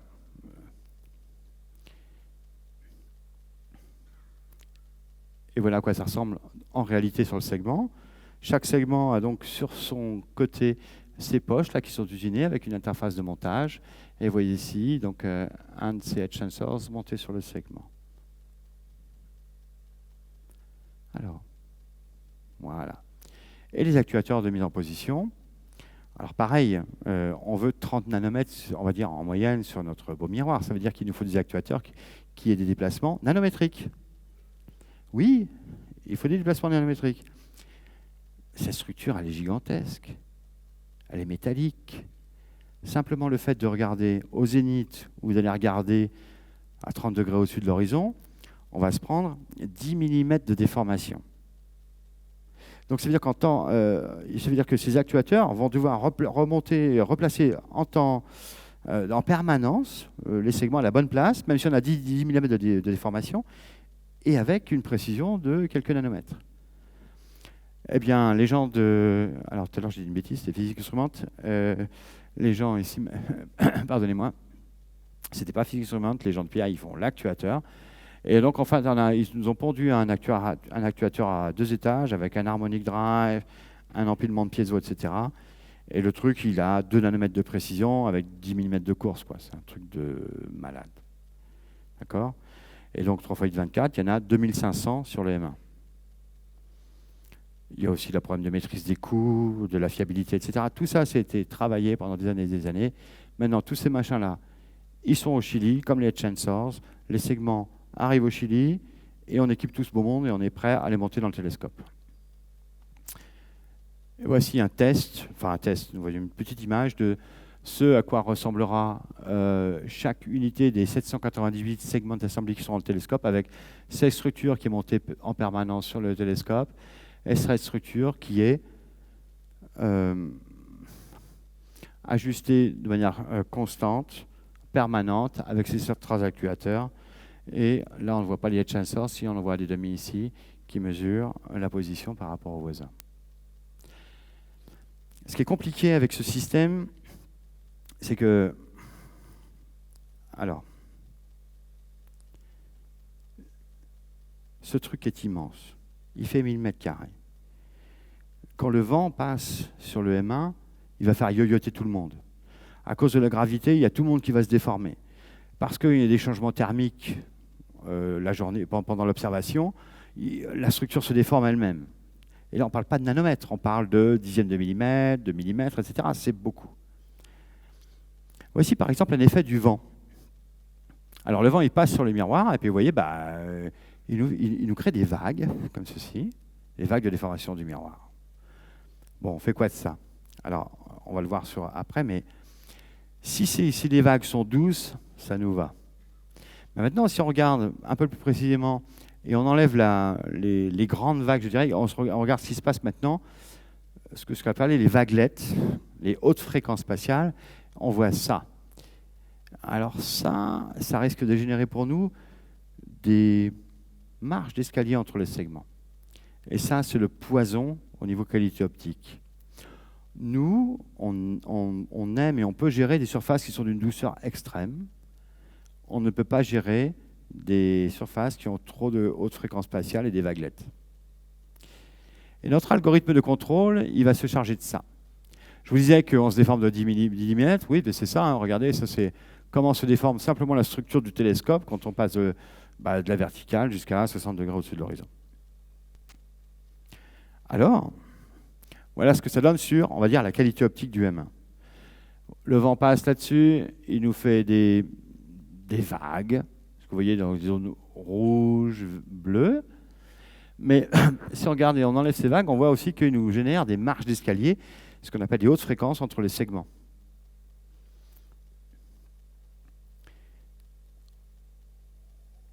On a créé des algorithmes de contrôle à l'ESO pour ne pas avoir de marge d'escalier.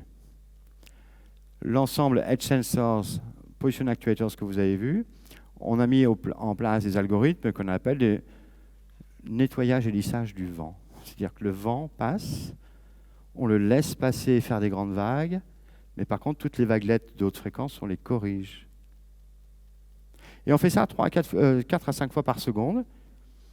Et c'est bien parce qu'en éliminant ces vaguelettes, on obtient quelque chose comme ça maintenant. C'est-à-dire que c'est très doux. Et ça, on va l'envoyer sur un autre miroir qu'on appelle M4. Et M4, ça, il va nous le corriger à la perfection, au nanomètre. Et au final, l'erreur résiduelle, elle est là. On ne voit rien. Donc le boulot pour nous, c'est d'aligner les segments, pas pour avoir tout le monde à 30 nanomètres. On leur laisse plus, on leur laisse l'espace d'avoir des grandes vagues sur le M1. Mais par contre, zéro vaguelette. Notre boulot, c'est pas de marche entre les segments, pas de haute fréquence. Ça, c'est une vue à l'observatoire où on a mis en place maintenant le traitement réfléchissant, qui est une argenture protégée boostée. Et on est capable de traiter, et on traite un segment par jour. Et pendant l'opération du télescope, ce sera en permanence ça, 1 à 2 segments traités par jour.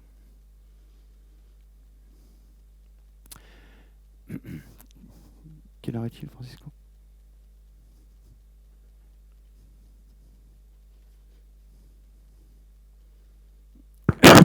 Pardonnez-moi, donc je vais me dépêcher. M2 et M3, donc 2 unités qui sont en fait semblables, puisqu'on s'est adressé aux mêmes industriels pour les produire. Pardonnez-moi, le M2 et le M3, c'est en gros un support 18 points, des supports latéraux et un hexapode pour pouvoir piloter en position chacun des miroirs. Le même industriel fait le boulot en termes de design et de fabrication pour les M2 et les M3, ce qui nous permet d'avoir une redondance en termes d'utilisation des mêmes actuateurs, des mêmes senseurs, des mêmes mécaniques, etc., etc. Ça coûte moins cher et c'est mieux à maintenir. Là, vous voyez les bouts de verre tels qu'ils ont été produits par Schott à l'époque. Ce n'est pas du verre, c'est de la vitrocéramique, c'est encore une fois du zéro dur. Alors, couler un M2, il faut dépenser de l'énergie l'énergie totale dépensée par la ville pendant 15 jours juste pour faire la coulée.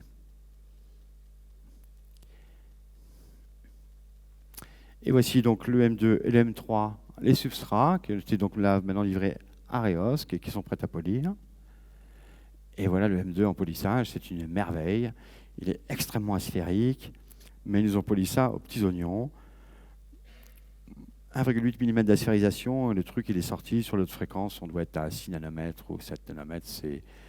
Il faut bien se dire qu'il y a 20 ans, quand on se disait je vais faire un miroir convexe de 1 mètre, les mecs disaient mais t'es malade, on n'y arrivera jamais.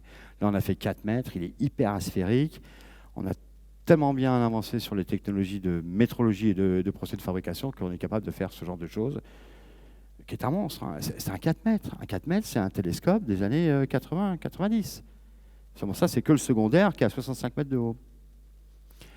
Voilà le miroir en cours de fabrication et en cours de métrologie. Et voilà le dessous du miroir pendant un transfert où vous voyez donc les interfaces de fixation à la mécanique.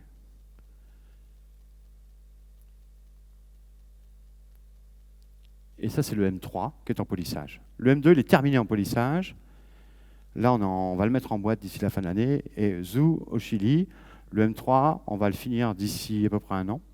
Et pareil, Zou au Chili. Le M3 est plus facile, il est un asphérique modéré. Et les cellules, donc les cellules, vous voyez, le mieux c'est d'en parler plutôt qu'en rentrant dans le détail.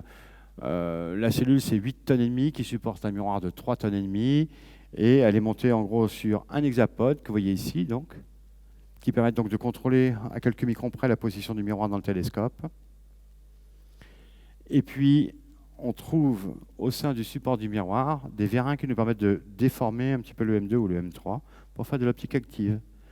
Et donc, on va juste se focaliser sur quelques images de la fabrication, puisque je suis en retard. Ça, c'est le M2. Vous le voyez ici monté avec un miroir en aluminium. C'est magique. C'est énorme. Une petite vue ici, qui date d'il n'y a pas longtemps, parce que j'ai pris cette photo il n'y a pas plus d'une semaine, où là, vous voyez la cellule et le miroir lui-même. On vient de détacher le miroir de la cellule. On a fait en fait un test système de l'ensemble intégré. La cellule M3 et au fond la cellule M2 et le M4. Alors le M4, je ne sais pas si ça va marcher ce truc-là. Le M4 est un miroir adaptatif. Il veut pas me... Alors, je ne sais pas comment je vais faire ça. Le M4 est un adaptatif. Alors, ça veut dire quoi adaptatif? On en avait parlé. Ah oui, mais je n'ai pas d'internet, en fait, ça ne marchera pas. D'accord. Ce sont des très très fines membranes de verre, de zéro dur. Il y a 6 de ces membranes qui forment 6 pétales. Et au total, elles flottent sur... Oups. Sur plus de 5000 positionneurs, 5000 actuateurs, 5000 bobines. Et on va générer du courant dans ces bobines et chacune des membranes a des aimants, d'accord, de façon à être capable de déformer ce M4, qui fait quand même 2,40 m, à raison de 10 000 fois par seconde. Le 1000 fois par seconde, 1 kHz. Et avec ça, on va corriger l'atmosphère, on va corriger le M1, on va faire un tas de choses. C'était un sacré challenge. On a fait ce qu'on appelle la structure de référence ici en carbone de silicium, avec les gens de chez Mersenne Boustec, du côté de Tarbes dans les Pyrénées. Les shells, ce qu'on appelle les pétales, ils ont été fabriqués par Reosc, encore une fois. Alors, voilà, là on voit un petit peu la structure en SiC, toutes les structures du M4. Vous voyez, c'est un gros machin. Et ici, une shell, donc ce qu'on appelle un pétale dans son état final, avec tous ces aimants qui sont collés aux fesses, que l'on va piloter effectivement à 1 kHz pour pouvoir faire de l'optique adaptative. Aujourd'hui, le truc, il est intégré, monté. On va mettre en place ce qu'on appelle l'échelle, donc les pétales, dessus, et on va commencer les vérifications d'ici la fin de l'année, en espérant qu'elles se terminent d'ici la fin de l'année prochaine, avant de transfert vers le Chili. Là, vous voyez mon ami et collègue Élise. Voilà, c'est de la magie optomécanique. Contrôler au nanomètre près à 1000 fois par seconde la déformation d'une membrane pour corriger l'atmosphère et corriger d'autres perturbations dans le télescope. Le M5, lui, alors lui il est grand, hein, il fait 2,70 m. Voilà à quoi ça ressemble.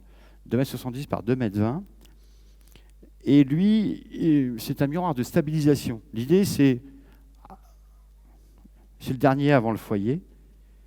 Et avant le foyer, on va le contrôler en position très rapidement, de façon à ce qu'il nous stabilise l'image, parce qu'il y a des vibrations à cause du vent, à cause des équipements de machinerie que l'on a dans le télescope, etc.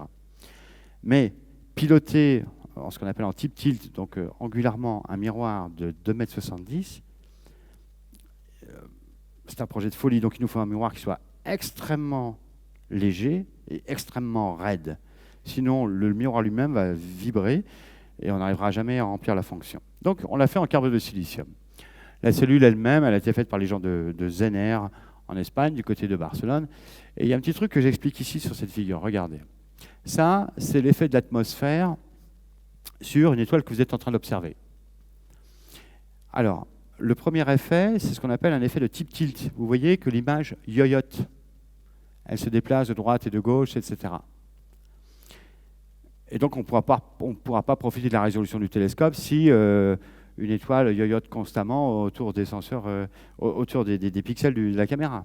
Donc, il faut la stabiliser. Ça, on fait ça avec le miroir de stabilisation, on fait ça avec le M5 et le M4 aussi qui participe, mais plus rapidement. Et on ferme ce qu'on appelle une loupe de stabilisation, une boucle de stabilisation. L'image arrête de yoyoter, stabilise-toi ici. C'est ce qu'on fait avec l'optique de stabilisation. Mais ce n'est pas suffisant, parce que vous voyez, l'atmosphère continue à brouiller l'image de notre étoile. Quand vous sortez dehors et que vous dites « Ah, les étoiles scintillent », les étoiles ne scintillent pas parce qu'il y a du feu dessus. Hein. Les étoiles elles scintillent simplement parce qu'il y a la turbulence dans l'atmosphère. Ce que vous voyez avec vos yeux quand vous dites que les étoiles scintillent, c'est ça. Et ça, il faut le corriger. Alors là, on va fermer la boucle sur le M4 en disant, attends, on va envoyer l'ordre inverse à 1000 fois par seconde, et tu vas me corriger les aberrations qui sont dues à la turbulence, et on passe donc de cela à cela. Ici, c'est la même chose. Pratiquement impossible de voir que c'est une étoile double, ça yoyote dans tous les sens, on ferme la boucle avec un M5 ou autre miroir de stabilisation, l'image maintenant reste en place, et maintenant on ferme la boucle en AO, en optique adaptative. On a la résolution du télescope et une image qui est stable. Voilà ce qu'on fait avec ces M4 et ces M5. Ce sont des bijoux de technologie. Voici le M5. Alors, c'est un M5 en aluminium, c'est un faux M5 sur sa cellule, en test à Barcelone. Voici le M5 en fabrication. C'est du carbone de silicium. C'est un procédé compliqué. C'est hérité de la fabrication du miroir primaire du télescope Herschel, qui était un 3,50 m, un télescope submillimétrique de la mission Planck-Herschel. Et on a développé cette technologie pour pouvoir faire des miroirs vraiment ultra performants, mais maintenant qui marchent dans le visible et non pas dans le submillimétrique. Là, ce sont les gens de Mersenne Boustec, près de Tarbes, dans les Pyrénées en France, qui font ce matériau. C'est un matériau, il est inaltérable. pouvez mettre de l'acide dessus, tout ce que vous voulez, il est inaltérable. Chimiquement inerte, en température extrêmement stable, il conduit très bien la chaleur, il diffuse très bien la chaleur, il a un très faible coefficient de dilatation et il est 2 fois plus raide que l'acier. C'est un matériau extraordinaire. Malheureusement, il fait appel à la métallurgie des poudres via du frittage, etc. Et donc ça coûte relativement cher, mais bon, on a pu faire ceci, qui sont des structures extrêmement rigides, extrêmement légères, et qui permettent donc de remplir les fonctions dont on a besoin sur le M5.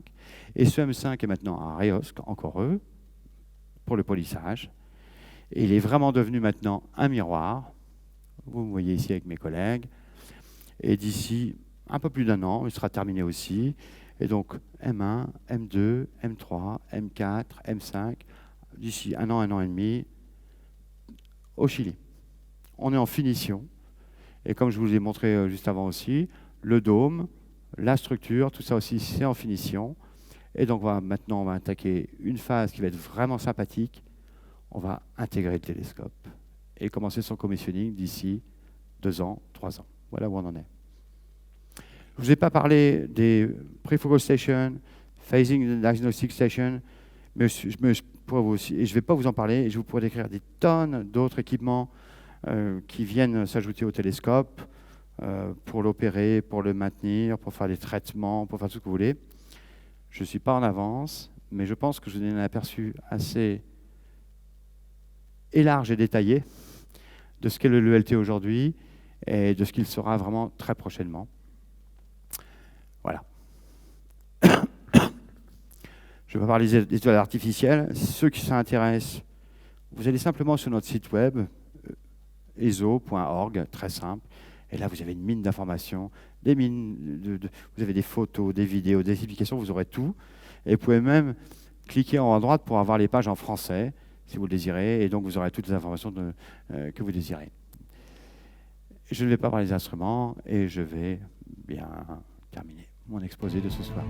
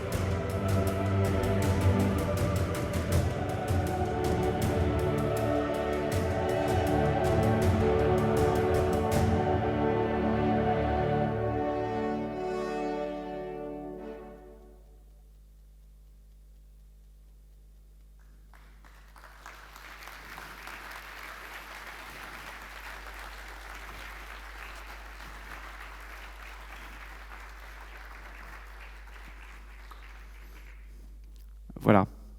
Pas facile de vulgariser ça, c'est quand même une machine assez compliquée. Si vous avez des questions, libre à vous.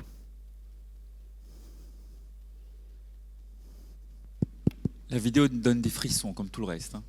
Alors, qui commence? Qui a une première question? Oui.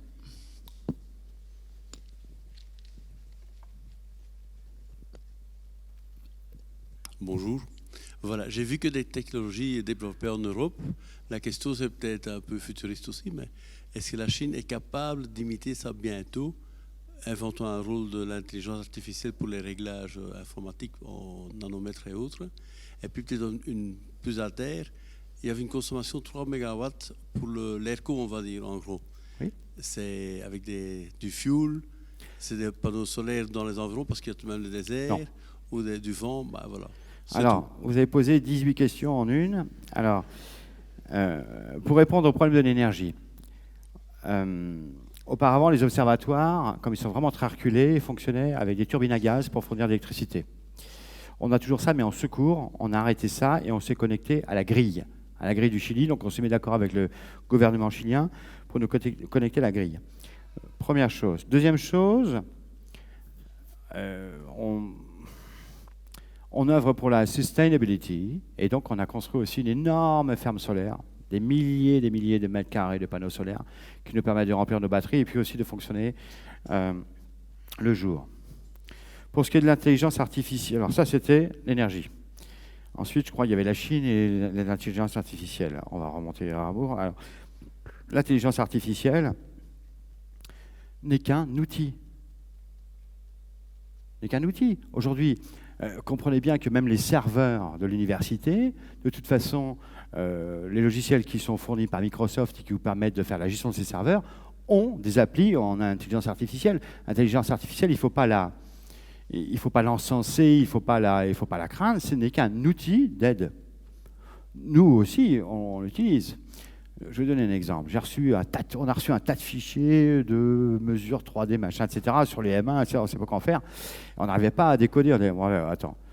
On n'a pas pris ChatGPT parce qu'on a pris autre chose, d'accord. On dit, tiens, trouve-moi dans tous ces 10 000 documents ça, ça et ça. On l'a eu en 2 heures. Bon, c'est très bien. L'intelligence artificielle n'a presque rien à voir là-dedans. Elle fait partie de nos outils courants communs pour travailler tous les jours. Par contre, elle ne fera pas le boulot à notre place de concevoir ce genre de choses. Quant à la Chine, ils font un grand bazar sphérique, mais c'est plus pour du submillimétrique qu'autre chose. Ils développent aujourd'hui la technologie carburant de silicium, ils disent qu'ils font des 4 mètres, mais de toute façon, ils ne publient rien. Donc, est-ce que je pense que les Chinois sont capables de le faire? Oui, pas plus autant que les Américains, que les Japonais, que nous, etc. Par contre, ce que je peux pointer, c'est que les pays qui sont en avance pour faire ce genre de choses, c'est nous. Les Belges, les Français, les Allemands, les Italiens, les Espagnols, etc. Les pays européens qui sont les États membres. Les Américains, ils n'ont pas ça. Les Chinois, ils n'ont pas ça. Les premiers à faire ça, et il faut le saluer, c'est nous. Notre industrie à nous tous. Via un financement qui provient de deniers publics. J'appelle ça du financement intelligent, c'est-à-dire qu'on prend de vos impôts, donc les miens et puis les vôtres, mais on les injecte dans l'industrie pour pouvoir faire ce genre de produits et pour pouvoir permettre à nos sociétés de grandir, de s'améliorer, de progresser, etc. Et je dirais que, de ce point de vue-là, pour moi, on est en avance sur les Chinois et je me fous de ce qu'ils vont faire. Ce que je salue, c'est la performance de nos États membres à nous. Voilà ma réponse.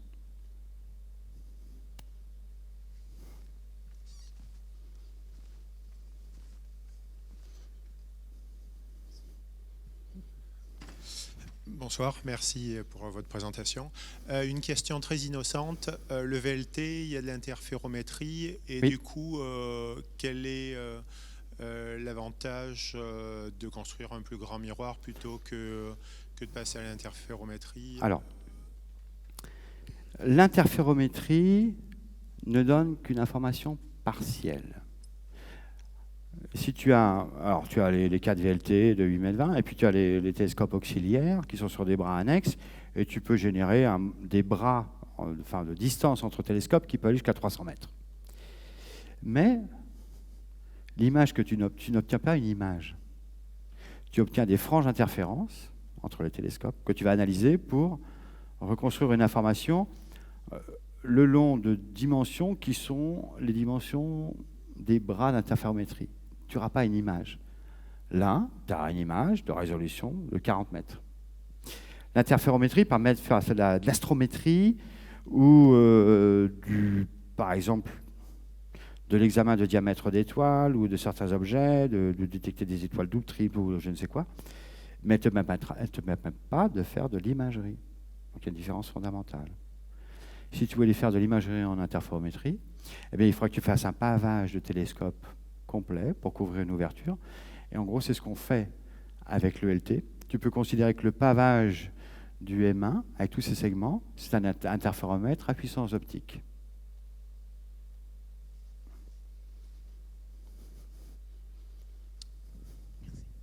Bonsoir.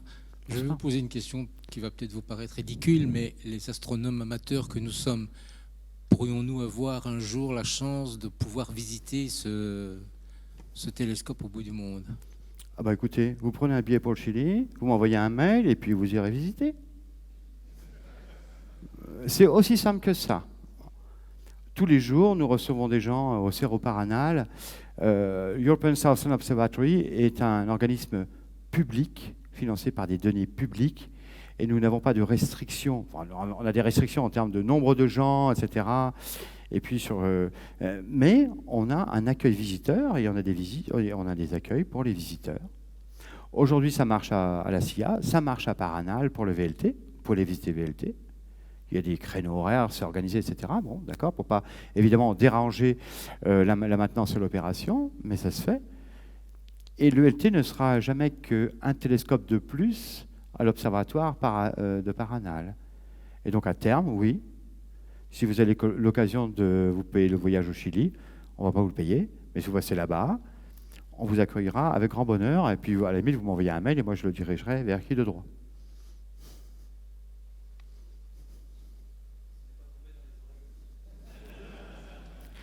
Payez-vous déjà le voyage au Chili?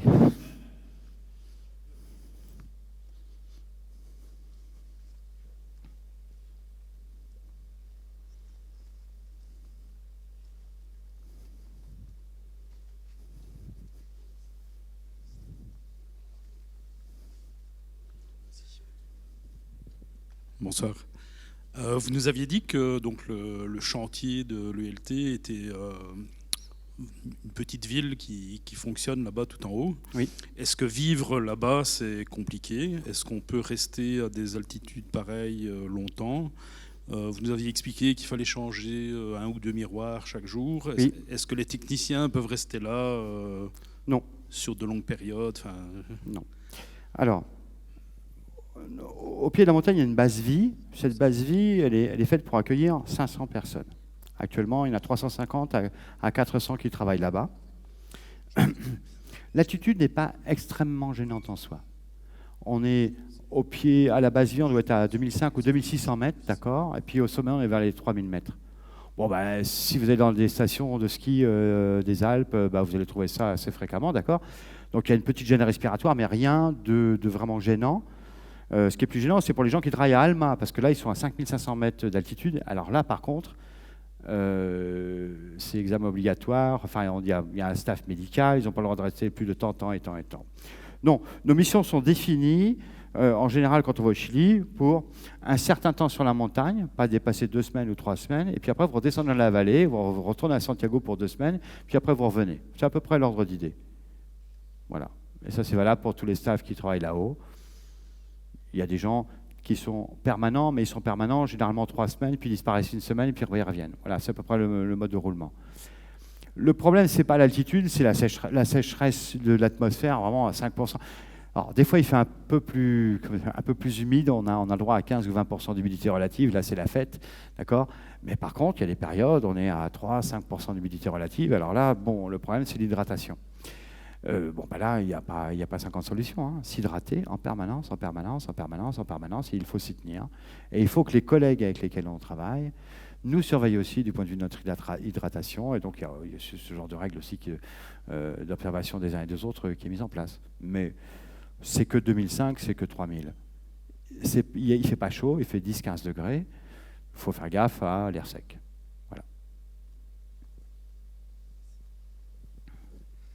Bonsoir.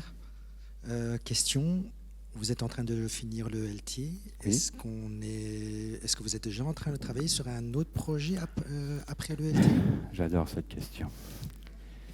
Je suis arrivé à l'ESO en décembre 2007. On est en 2025, on va passer en 2026. Je suis encore sur le truc. Donc, moi, j'ai 58 ans. On va faire la première lumière vers 2028, 2029. On va faire à peu près. En gros, c'est un projet qui m'emmène à ma retraite, quoi. Alors, est-ce qu'il y a des projets après? Toujours. si on se permettait de dire je finis ça et puis après je pense à la suite, la logique en termes de développement ne tiendrait pas la route. Donc il y a effectivement des projets qui sont en cours, mais qui ne sont pas des projets qui sont officiels et formels, donc je ne peux pas en parler.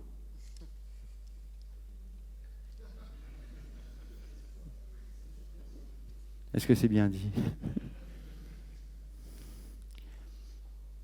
Non.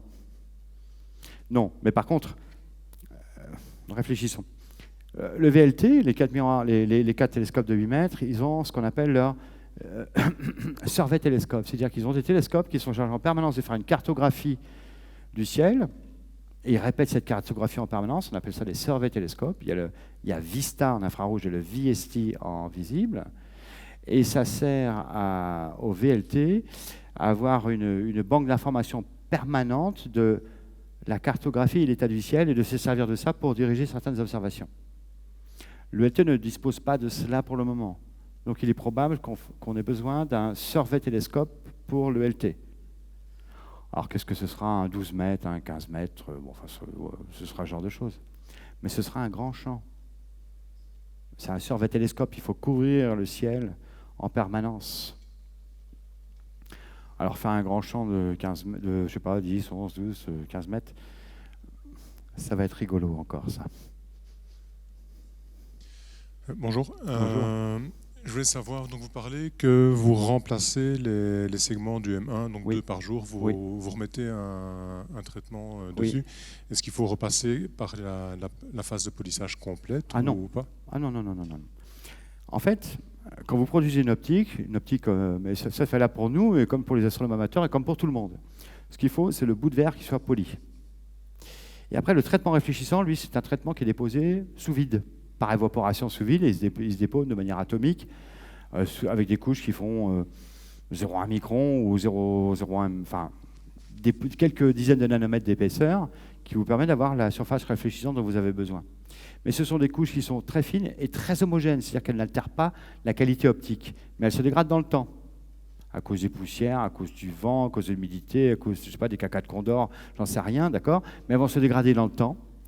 Et en général, une optique qui regarde vers le ciel, on dit que son traitement il a une durée de vie de l'ordre de 1 an et demi, et une optique qui regarde vers le bas a une durée de vie, avant nécessité de refaire le traitement, de l'ordre de 3 ans. Il n'y a pas besoin de repolir. Si vous avez des optiques bien faites, c'est hyper stable. Dans 50 ans, une optique à 7 nanomètres, elle restera encore à 7 nanomètres. Ce matériau a une stabilité extraordinaire. Et donc, le traitement que l'on met en place, il y a des métaux, là en l'occurrence de l'argent, et puis quelques diélectriques, il y a un peu de chimie là-dedans. Qu'est-ce qu'on fait? On les met dans un acide qui ne mange pas le verre et qui mange le traitement. Donc on enlève comme ça, on nettoie, et puis on retraite. Et puis on recommence. Et ainsi de suite, tous les 1 an et demi. D'autres questions? Oui, bonsoir. Un grand merci pour cette explication très, très détaillée. Est-ce que vous avez une idée de la vitesse à laquelle le télescope va pouvoir bouger? Parce que ça... On n'a pas prévu ce télescope pour aller scanner, pour les viser des satellites à 4 degrés par seconde. Ce n'est pas l'objectif, puisque ce n'est pas un télescope à vocation militaire. Donc, la vitesse du télescope sera la vitesse de déplacement des étoiles sur le ciel. Il va beaucoup plus vite, parce qu'il faut qu'on puisse pointer. Donc, en gros, ça veut dire qu'on va faire quelques degrés par seconde pour aller chercher notre objet. On va dire 4, 5, 10 degrés par seconde, plutôt 4 à 5 degrés par seconde. Je n'ai pas le chiffre exact, je pourrais vous le trouver. Ça, c'est ce qu'on appelle le pointing. Donc, on va voir... Quand on lance là, on a le rough pointing, donc le pointage grossier, le pointage fin. Et quand on a la cible, on guide. Et là, quand on guide, c'est sur le ciel, donc c'est 15 degrés par heure. À l'équateur céleste. Oui, merci. C'est une question de total profane, mais quel est l'intérêt de ce genre de télescope par rapport aux télescopes spatiaux comme Hubble ou le James Webb? Quelle est la plus-value ou la différence? Quelle est la plus-value? Un télescope, c'est un entonnoir à photons, je l'ai dit au début, il faut du D pour de la résolution, il faut du D2 pour capturer un maximum de photons. Si on pouvait faire un 50 mètres dans l'espace, on le ferait tout de suite. Il y a cependant un petit problème, c'est que quand on se met, en tout cas c'est le cas aujourd'hui, compte tenu des prix de lancement, de la complexité en termes de fiabilité, de gestion des risques, etc., TDILA, de la non-maintenabilité de tout ce qui est dans l'espace. Heureusement, on a pu maintenir Hubble, mais on a eu de la chance. Un James Webb ne l'est pas. James Webb n'est pas maintenable. Si demain, il y a une résistance d'un PCB qui lâche et qui met en panne James Webb, c'est adieu. Bon, il y a un peu de redondance dans les... J'abuse un peu, mais c'est ça. D'autre part, les technologies spatiales ont plein d'exigences qui ont été fixées par la NASA, par l'ESA, par le CNES, par tout un tas de gens sur quel matériau je peux employer, pour quel dégazage, patati patati patata. Et dès qu'on met la main dans la machinerie industrie spatiale, tout de suite on est avalé comme cela et les prix font x10 par rapport à ce qu'on fait au sol. Et ça, donc il y a une raison de coût. James Webb, c'est 15 milliards, un ELT pour 6,50 m. Un ELT, c'est 1,5 milliard pour 40 mètres. Il y a quand même une différence notable. La différence en termes de performance technique, c'est que James Webb, il peut opérer sur un champ relativement élargi de quelques minutes d'arc et il n'est pas affecté par la turbulence. Quand on dit avec un télescope comme l'ELT qu'on va faire de l'optique adaptative, il faut faire très attention à une chose. C'est qu'une optique adaptative va corriger les qualités d'image, mais sur un champ très petit, de quelques arcs secondes. Mais on n'aura pas la qualité image d'un télescope spatial sur tout le champ du télescope. Donc, pour ça, je dirais, les observatoires spatiaux ont un grand avantage.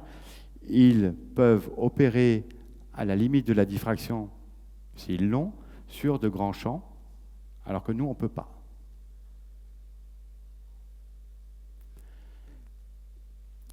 Donc il y a une limite technique et il y a une limite budgétaire dont j'ai parlé, des facteurs de coût qui sont inabordables. Dernière question ? Oui.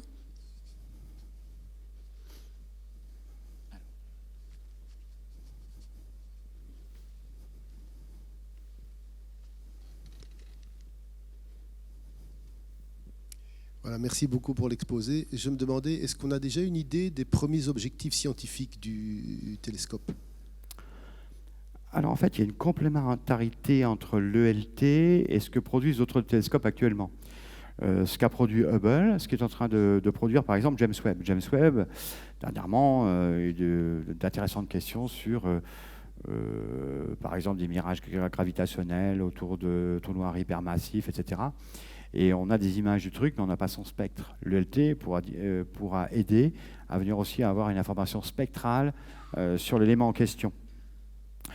Ça, c'est une première chose. Donc, il y a une complémentarité en cosmologie pour des objets ultra lointains. Là, on a un entonnoir à photons, donc on va avoir des choses qui sont extrêmement faibles, très décalées vers le rouge. Donc, on va aider aussi James Webb sur des champs profonds pour faire de la cosmologie. Et puis, il y a surtout les exoplanètes. J'ai parlé de l'optique adaptative juste à l'instant pour répondre à votre question, et je disais ça ne peut corriger qu'un champ très petit. Mais quand on veut faire de l'observation d'exoplanètes, le champ, de toute façon, est ridiculement petit. Et c'est là que la résolution d'un ELT peut être géniale, quoi. Je ne sais pas si vous avez vu, il y a 2 ou 3 semaines, il y a eu quelques clichés de James Webb où ils disent voilà les premières images en direct de certaines exoplanètes géantes autour de telle étoile.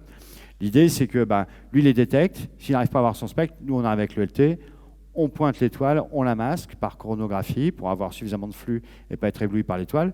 Et on va prendre le spectre de l'exoplanète, on va l'étirer, puis on va dire là, génial, il y a du carbone, il y a de l'oxygène, il y a tout ce qu'on veut de là. Voilà, on va faire vraiment un gros travail, je pense, sur les exoplanètes. Cosmologie, dilatation d'espace-temps, énergie noire, matière noire, mise en... vérification des théories de la relativité générale, patati patata, et puis les exoplanètes, les petits hommes verts. C'est pour ça que je suis né, de toute façon. Trouver les petits hommes verts. Bonsoir. Bonsoir. Alors, vous êtes un plus grand fan depuis votre plus jeune âge. Vous avez créé le télescope à 14 ans. Oui. Et j'aurais aimé savoir quel serait pour vous la première observation que vous voudriez qui s'opère? Si c'était moi qui tournais les boutons, très franchement, on prend toutes les étoiles proches, on les masque, on fait de la coronographie, on regarde la tête, et on regarde leur système planétaire. Parce que des étoiles, il y en a, mais on ne peut même pas calculer, d'accord? La galaxie, c'est 100 000 milliards d'étoiles, elle fait 100 000 années-lumière de diamètre, et puis les galaxies, il y en a une infinité. Bon, si on veut pouvoir avoir la chance d'observer des exoplanètes, d'observer, je ne veux pas dire imager. Même à l'ELT, il aura du mal à imager, parce que c'est trop petit, trop loin. Et ce n'est pas avec 2 milliards de secondes qu'on y arrivera. Par contre, concentrer avec 2 milliards de secondes de résolution la lumière de cette exoplanète dans un spectrographe pour voir de quoi elle est faite, ça, on pourra le faire. Et probablement pour des planètes qui seront dans un horizon maximum de 25 années-lumière autour de nous, peut-être 50 années-lumière. Ce qui n'est pas, je dirais, c'est notre banlieue proche, on va le dire. On a détecté jusqu'à présent les exoplanètes de manière indirecte. Par mouvement d'étoiles, par occultation d'étoiles, par spectro ceci, par spectro cela. Et puis, depuis Mayor, on a trouvé une, puis deux, puis trois, puis non, il y en a plus de 5000. D'accord, dans les catalogues, on leur donne des noms bizarres, etc. Mais on ne les image pas et on ne fait pas de spectro dessus. La cosmologie, moi, m'intéresse, l'inflation de l'univers, etc. Mais je dirais que moi, ce qui m'intéresse, c'est il y a quoi sur ces planètes, quoi. Et donc, si moi, je devais tourner les boutons, je prendrais l'ULT et je le dédierais aux exoplanètes, à tout ce qui se passe autour des étoiles proches, dans un rayon de 50 années-lumière. Et on détectera peut-être la boîte de nuit. Le fameux laser de la boîte de nuit, j'ai un autre exemple en général que j'utilise, c'est qu'on va détecter l'arrêt de pollution du diesel dans l'atmosphère, qui montrera qu'il se détruit à la même vitesse que nous. Voilà. Voilà, mille merci pour ce projet extraordinaire qui donne aussi confiance dans l'humanité. On peut faire quand même de belles choses quand on veut. Merci à vous. Merci beaucoup.